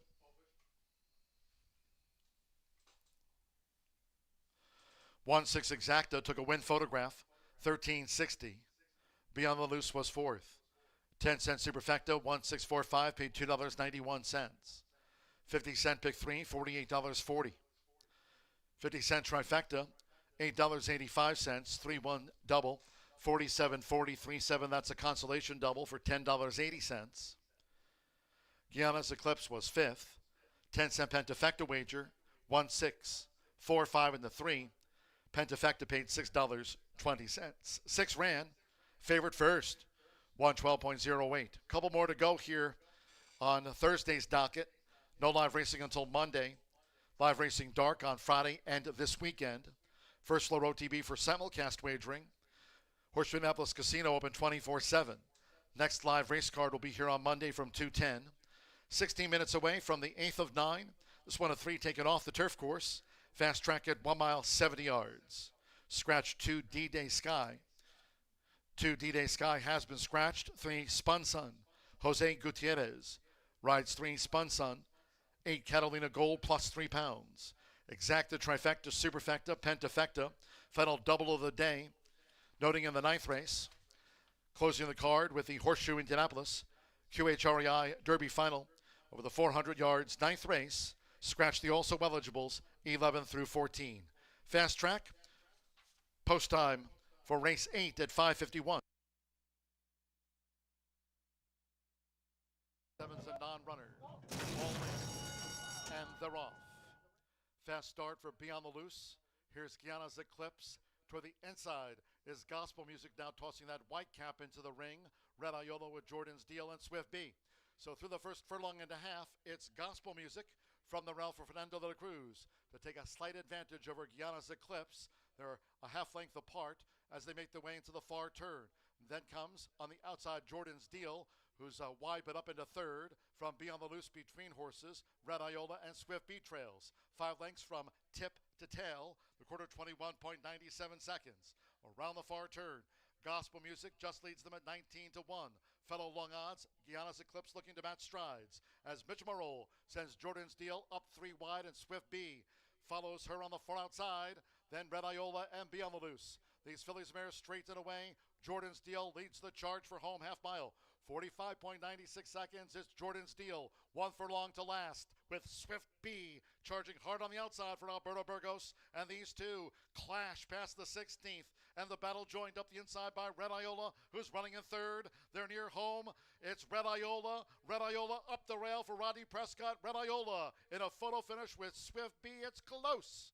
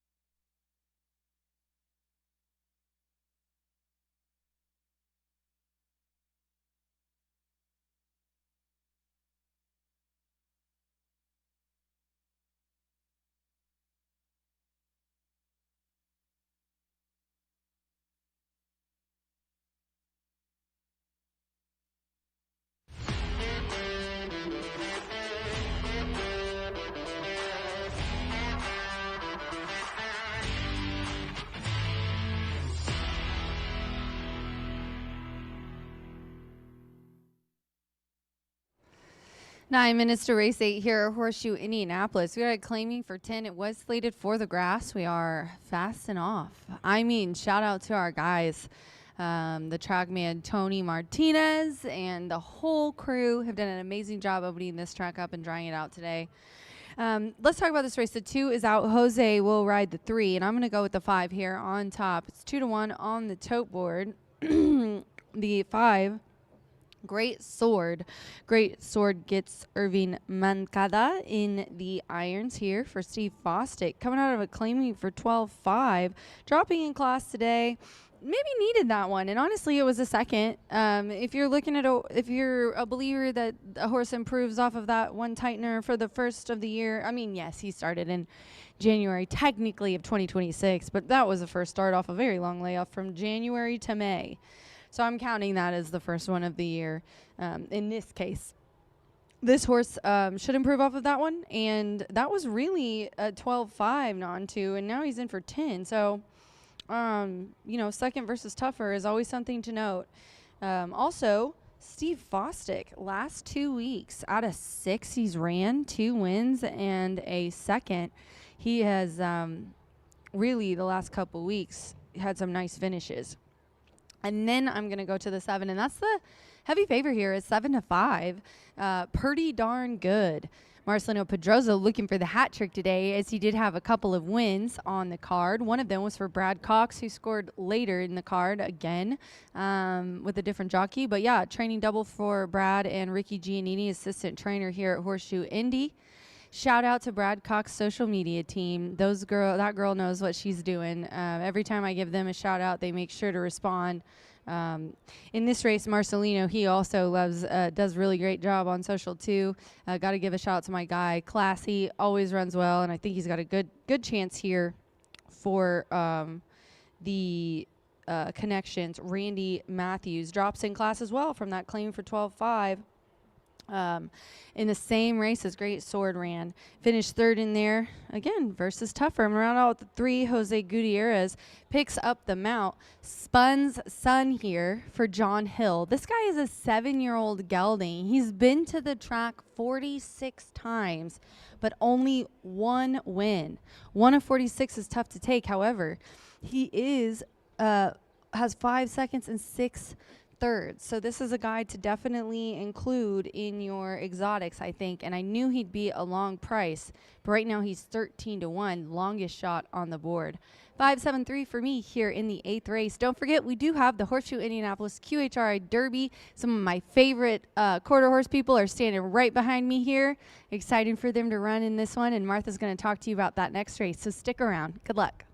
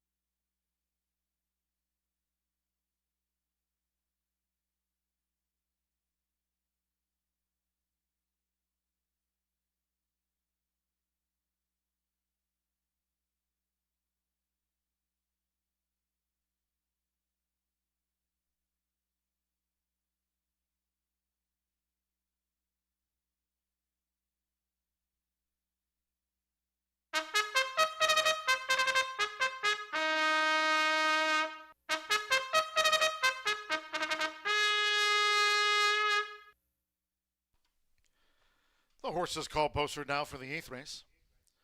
This one of those taken off the turf course here today.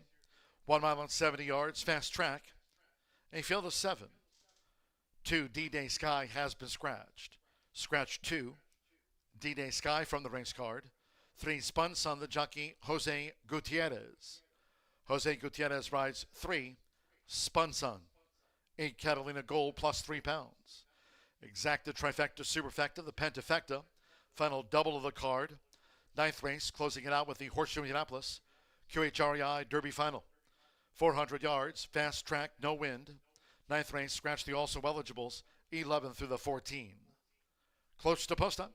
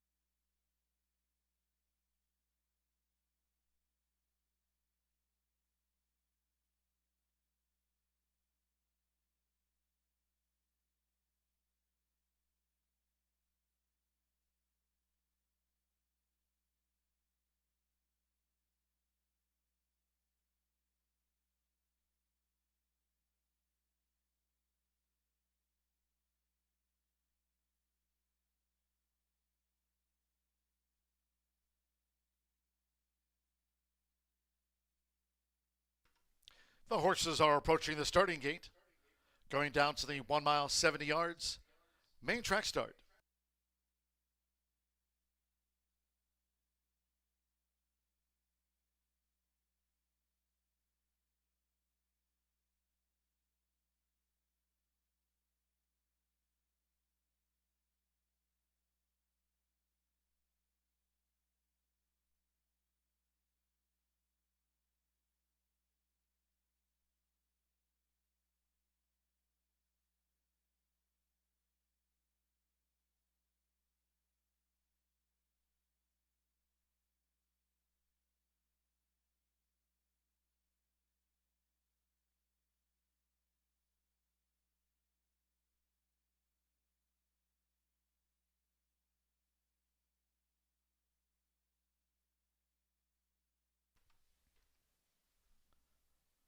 The horses have reached the starting gate. It is now post time. Amir Mendoza with American Wind coming up.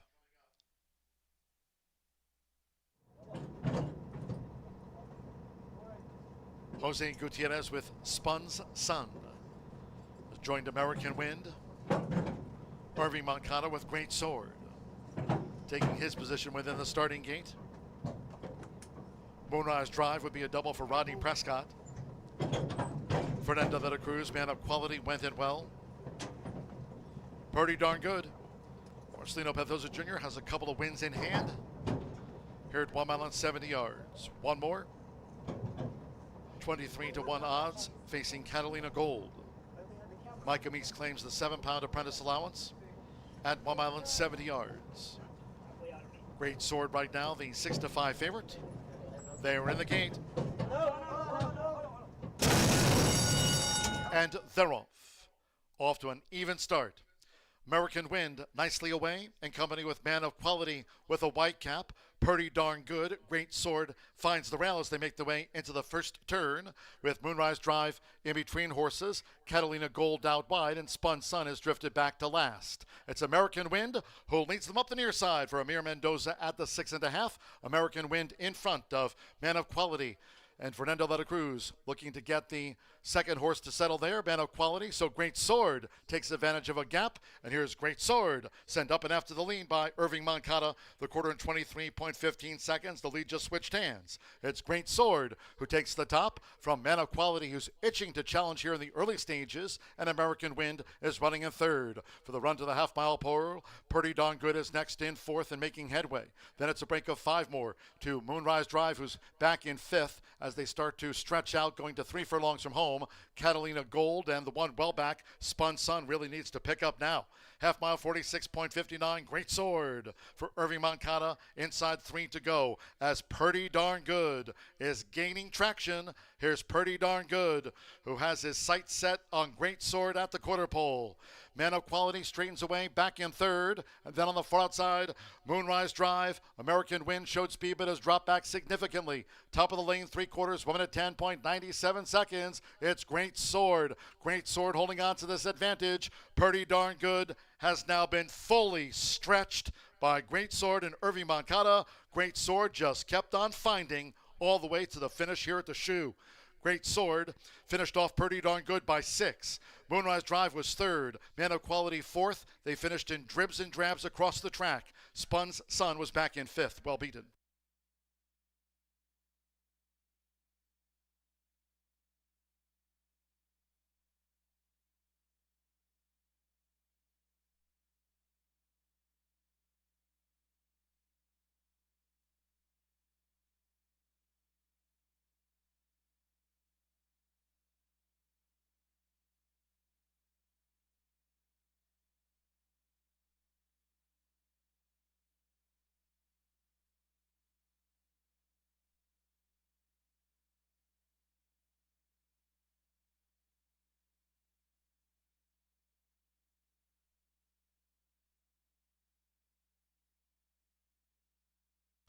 $140.96, 5.7643 and a pentafecta featured.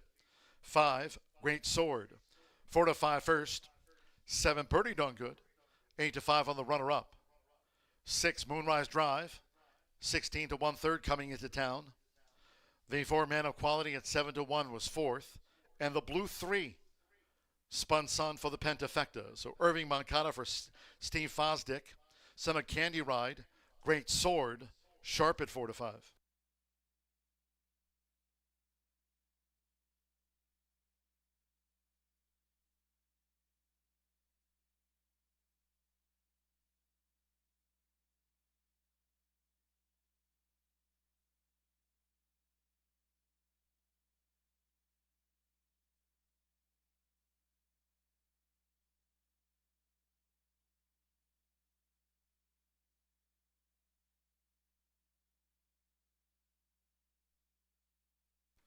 Returning to the Murphy Trailer Sales Winner Circle, number 5, Great Sword with Irving Moncada.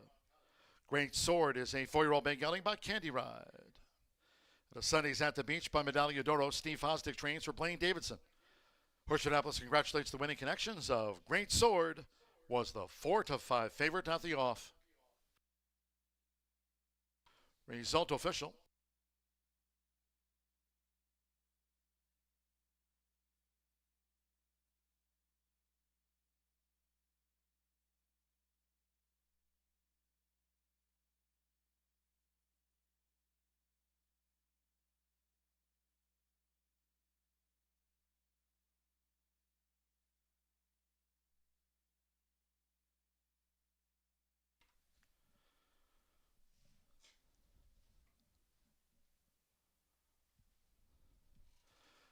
$5-7 exacta paid $6.20. Mana Quality ran fourth. 10-cent superfecta, 5-7-6-4, $5.76. 50-cent pick three, $14.50. 50-cent trifecta, Moonrise Drive third, 5-7-6 for it, $9.35. 1-5 last call double, $21.50. Pick four, $270.20. 50-cent late fire five, 5 out of 5. $368.20, and the 10-cent pentafecta, $17.19. Spun Sun ran fifth. 140.96 fast track, 1 to go. The Horseshoe Indianapolis QH REI Derby Final. Fast track over the 400 yards. Not much wind to speak of. Scratch the also eligibles, 11 Leonard, 12 Candy Jar, 13 Skrill, and the 14 Pistols Firing. 1, 2, 3. Reported overweights, 2 Candy Spice a pound over, 3 Remember to Queen 5 over, 6 Roses After Midnight, now add 2 pounds to the listed program weight there, makes it 128. 7 Susie's Christine is 4 over, and the 10 Sydney Jack add 5 pounds. Horseshoe Indianapolis QHR Derby Final, closing out the card, exacta trifecta superfecta, and the 10-cent quarter horse pentafecta. Post time, 6:18.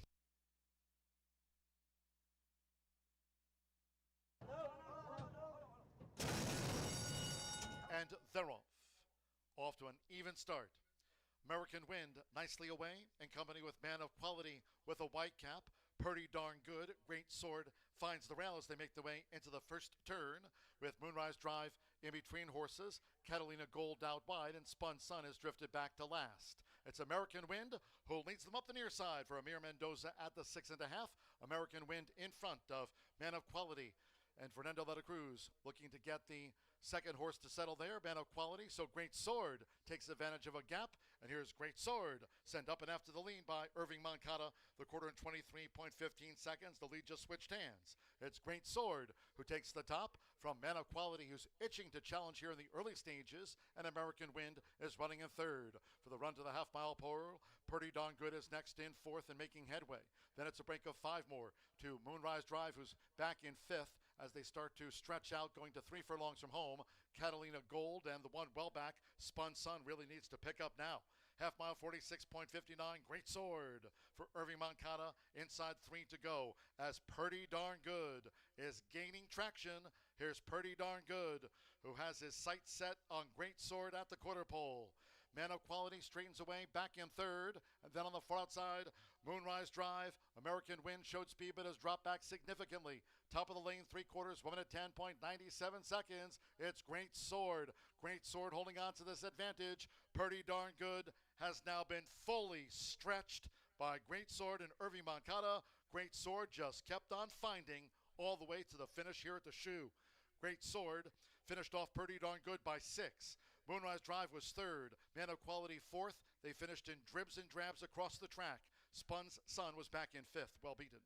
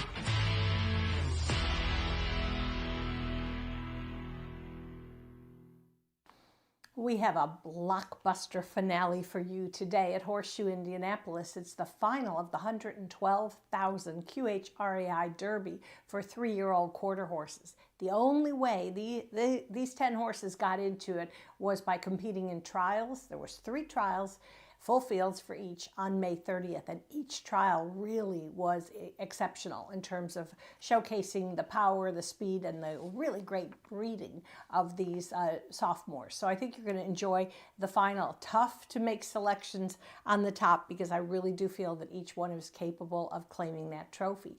So we do have the scratch of the also eligible, so you're going to see 1 through 10, but none of the 11, 12, 13, 14. And they will be traveling 400 yards. All right, well, let's go just dive into it. And I'm going to go with number 5, TW Streakin' Cowboy. Set the second fastest qualifying time, barely, 19.9 seconds for breeder and owner Tom Wiley.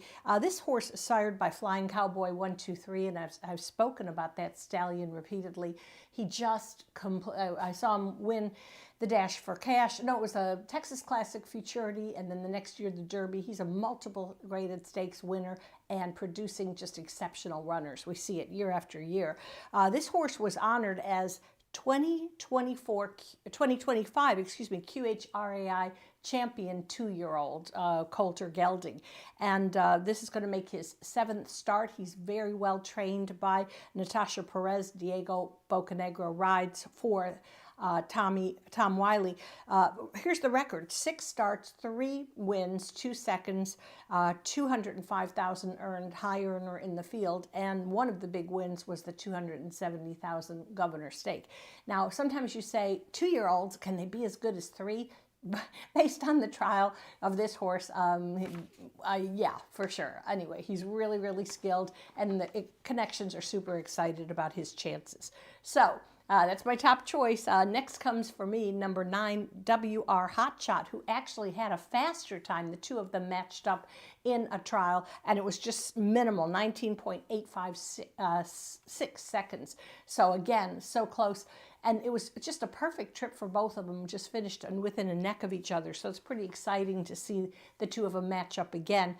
This is a nice horse. Mr. Whitmire bred this, and the stallion is One Famous Eagle, and one of 4 finalists trained by last year's leading quarter horse conditioner, Tim Eggleston. Oh, it's tough for a trainer. You've got 4 finalists, you've got 4 different owners, you believe in each one of these horses. I do feel for Tim today. That's a tough one. But anyway, this horse had a pretty good year last year too, banked 135,000. Tim won this particular finale last year with a nice filly by the name of Jolie Lady. So we'll see how she does. We've got Eduardo Diaz, who's current leading rider in the saddle. We'll go next to one of the other Eggleston trainees. That's number 10, Sydney Jack. Oh my gosh, what a huge trial race she won. She drew the rail. You never know about quarter horses in the rail. She didn't give a darn. She just like a fireball out of the gate, and she held held sway, and she just ran a beautiful race. And her final time was 20.081 seconds. See how close it all is? Of course, she's owned by the Tim family, Gordy, and some of his kids, and I get it wrong all the time, but it might be a couple of the grandkids, but they are the nicest people. I just adore Gordy and his family.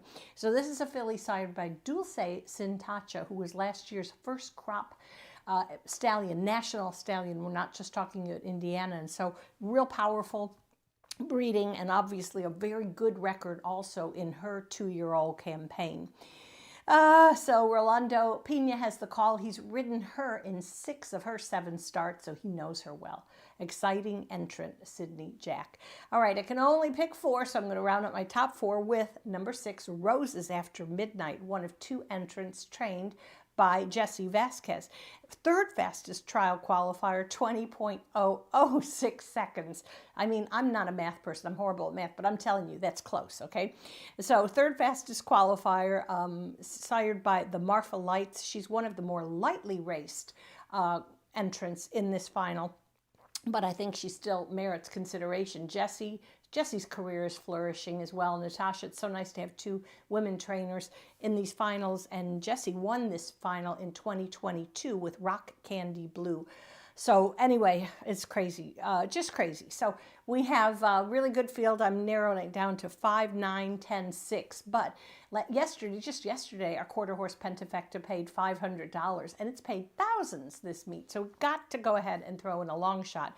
And my suggestion would be number 1, Dare to Fly, 20-1 on the ticket, owned and trained by Claudio Barazza. This is a gelding also sired by Flying Cowboy 123. We haven't seen him a whole lot up here because he did his early racing for another barn in New Mexico, Ruidoso, Downs at Albuquerque. That's some tough futurity company down there, or out there, or wherever you want to call it. My directions aren't very good either. But anyway, I liked his trial win. He finished 3rd, but he was closing well at the end, which is what you need when you're going 400 yards.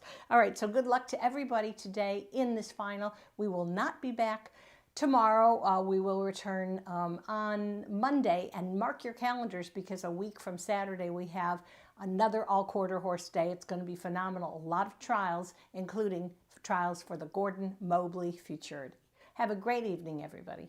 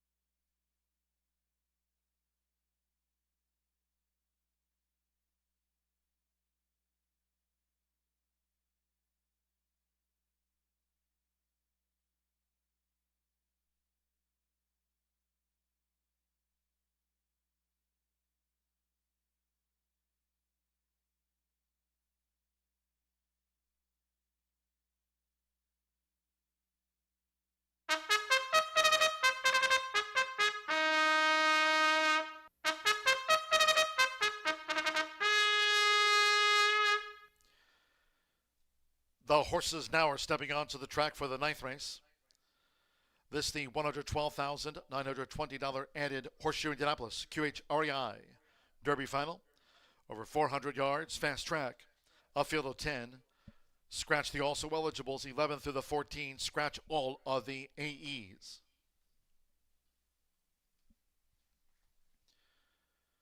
Here's the field. Operate for the Horseshoe Indianapolis QHREI Derby Final. 1 is Dare to Fly. Edgar Diaz rides for Claudio Barraza. Number 2, Candy Spice with Hugo Macias.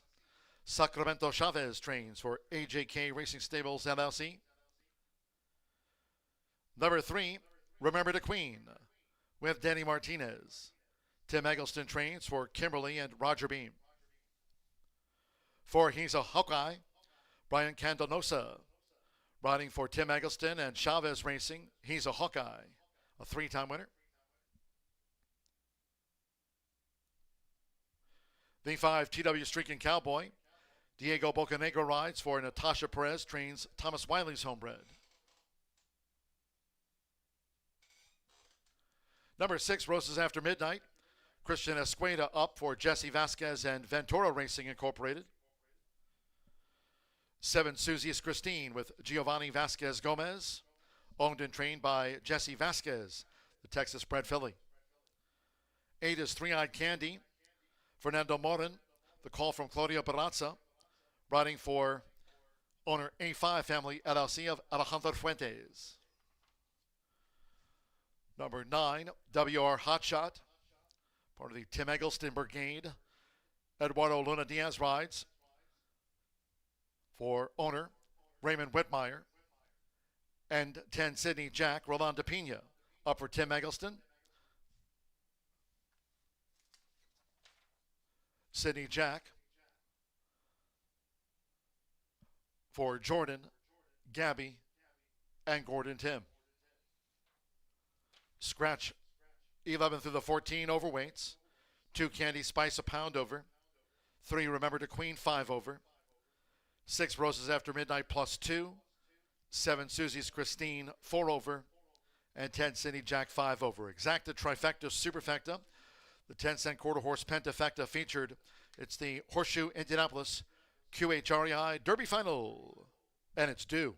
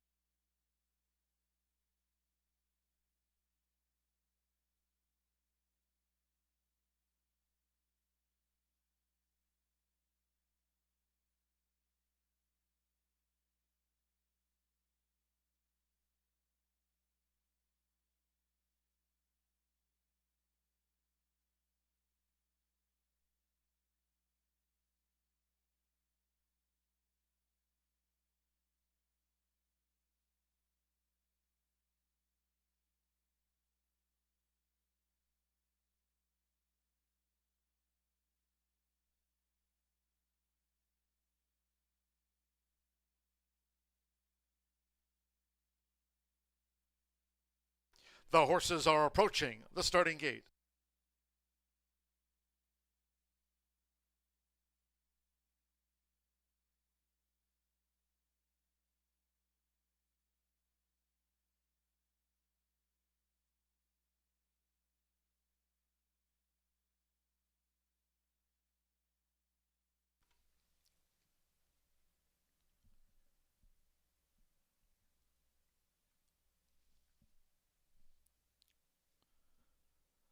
The horses have reached the starting gate. It is now post time for the Horseshoe Indianapolis QHREI Derby Final loading. Dare to Fly uses a flipping halter.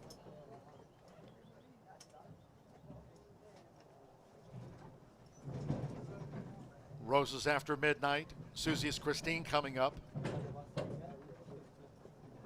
Candy Spice loaded. Remember the Queen.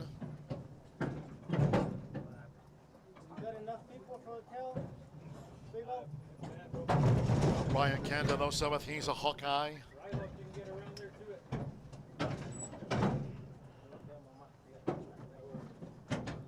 TW Streaking Cowboy coming up. 7-5 final favorite. Diego Bocanegra for Natasha Perez. Thomas Wiley's homebred. TW Streaking Cowboy went right in well. Three-Eyed Candy. TW Streaking Cowboy 3-2. 400 yards, fast track. Two back. Eduardo Luna Diaz with WR Hotshot. Part of the Tim Eggleston Quartet. And one more Rolando Pena with Sidney Jack. So stand by. 400 yards. Monday post time 2:10. Up comes Sidney Jack. They're in the gate.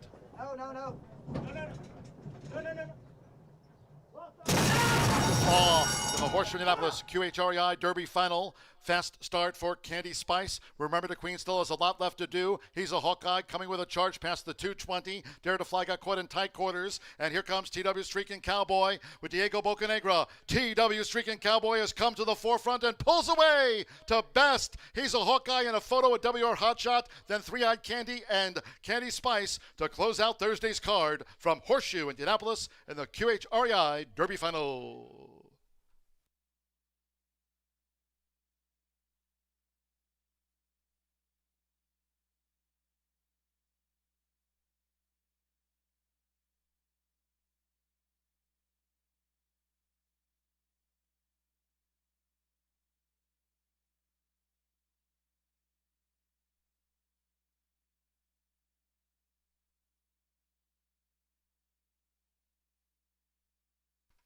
Number 5, TW Streaking Cowboy was first.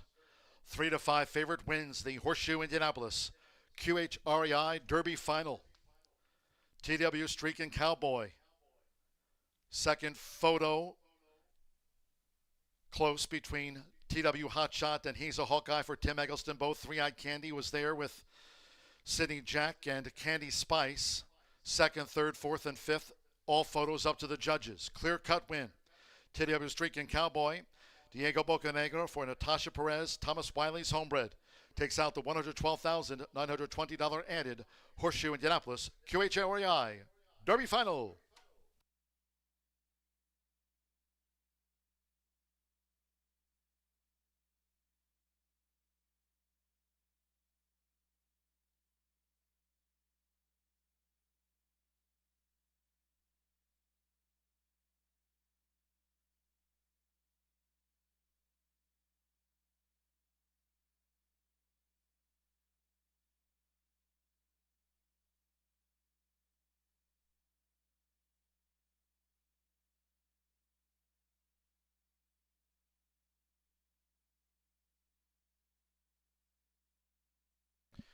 The judges have posted number 4, He's a Hawkeye second.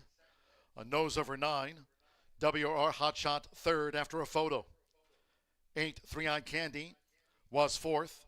2, Candy Spice fifth. It's come 5-4, 9-8-2. TW Streaking Cowboy takes the rich Horseshoe Indianapolis QHREI Derby Final in 19.739 seconds. Fast track, 19.739.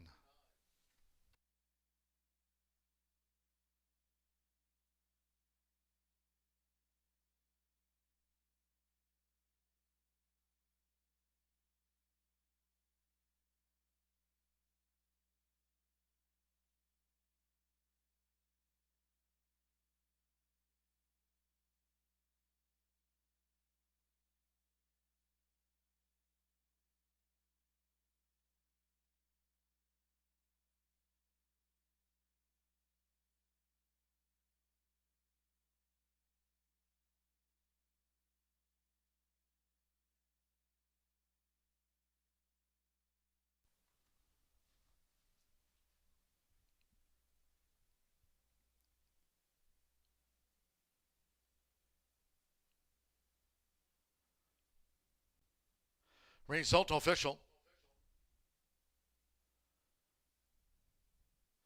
5-4 exacta 25.20, the 50-cent trifecta. 549 paid $9.85. 19.739 seconds. 5-5 double 12.20. 10-cent superfecta paid $31.52.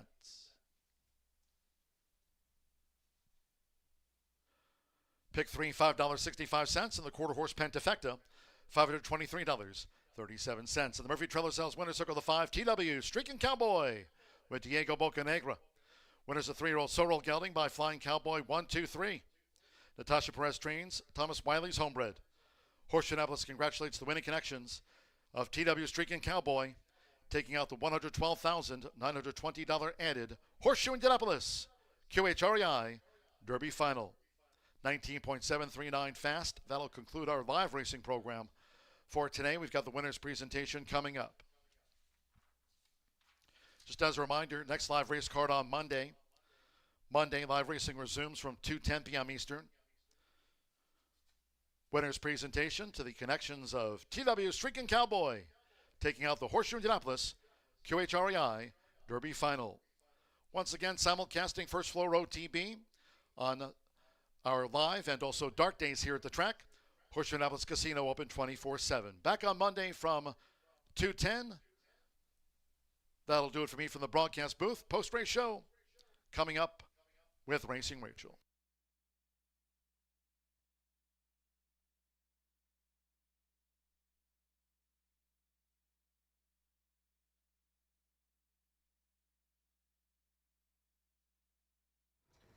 I am in the winner's circle with Marshmallow, who's trying to steal the show. We have the Horseshoe Indianapolis QHRAI. He's like, where are the mints, woman? QHRAI Derby goes to Natasha Perez. I'm just so tickled to death for her. TW Streaking Cowboy. Last year won the Governor's Stakes. I mean, every time you come in this winner's circle, we have to fight back tears. It means so much to you because if you guys can't tell, Tasha does everything. She really, really has her hands in everything with her horses. So congratulations. Tell us how you feel. Thank you. I'm overwhelmed. It's an amazing horse. Diego does an amazing job with him. The owners are wonderful. My whole team is amazing. And he had such a good, and you know what, Martha, she's so involved in this, and she loves to help me. And she knows I was on Fox Sports today, so she said, you know what I would want to know is him being such a wonderful 2-year-old. Do you have high hopes for him to continue this in his 3-year-old campaign? We do. We really do. I think he showed that he has enough talent. He loves the limelight, too. He loves his picture taken. All right, well, I got to give a shout out to Hannah, her daughter, who made her stay last year. Last year, she snuck off real quick. Her and Marshmallow were like, oop, Rachel's going to make a stay, and snuck down this track. So thanks, Marshmallow, for standing here so we could interview your mama. You have anything to say? He said congratulations. Good luck.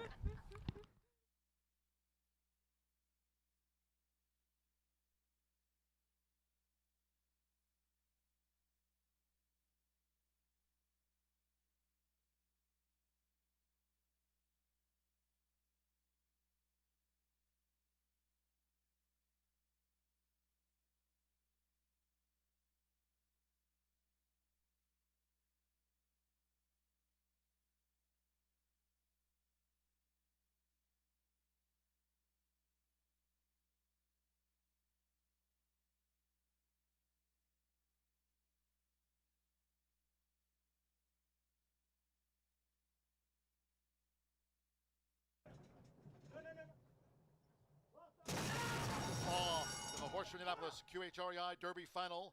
Fast start for Candy Spice. Remember, the Queen still has a lot left to do. He's a Hawkeye coming with a charge past the 220. Dare to Fly got caught in tight quarters. And here comes TW Streaking Cowboy with Diego Bocanegra. TW Streaking Cowboy has come to the forefront and pulls away to best. He's a Hawkeye in a photo with WR Hotshot. Then 3 out.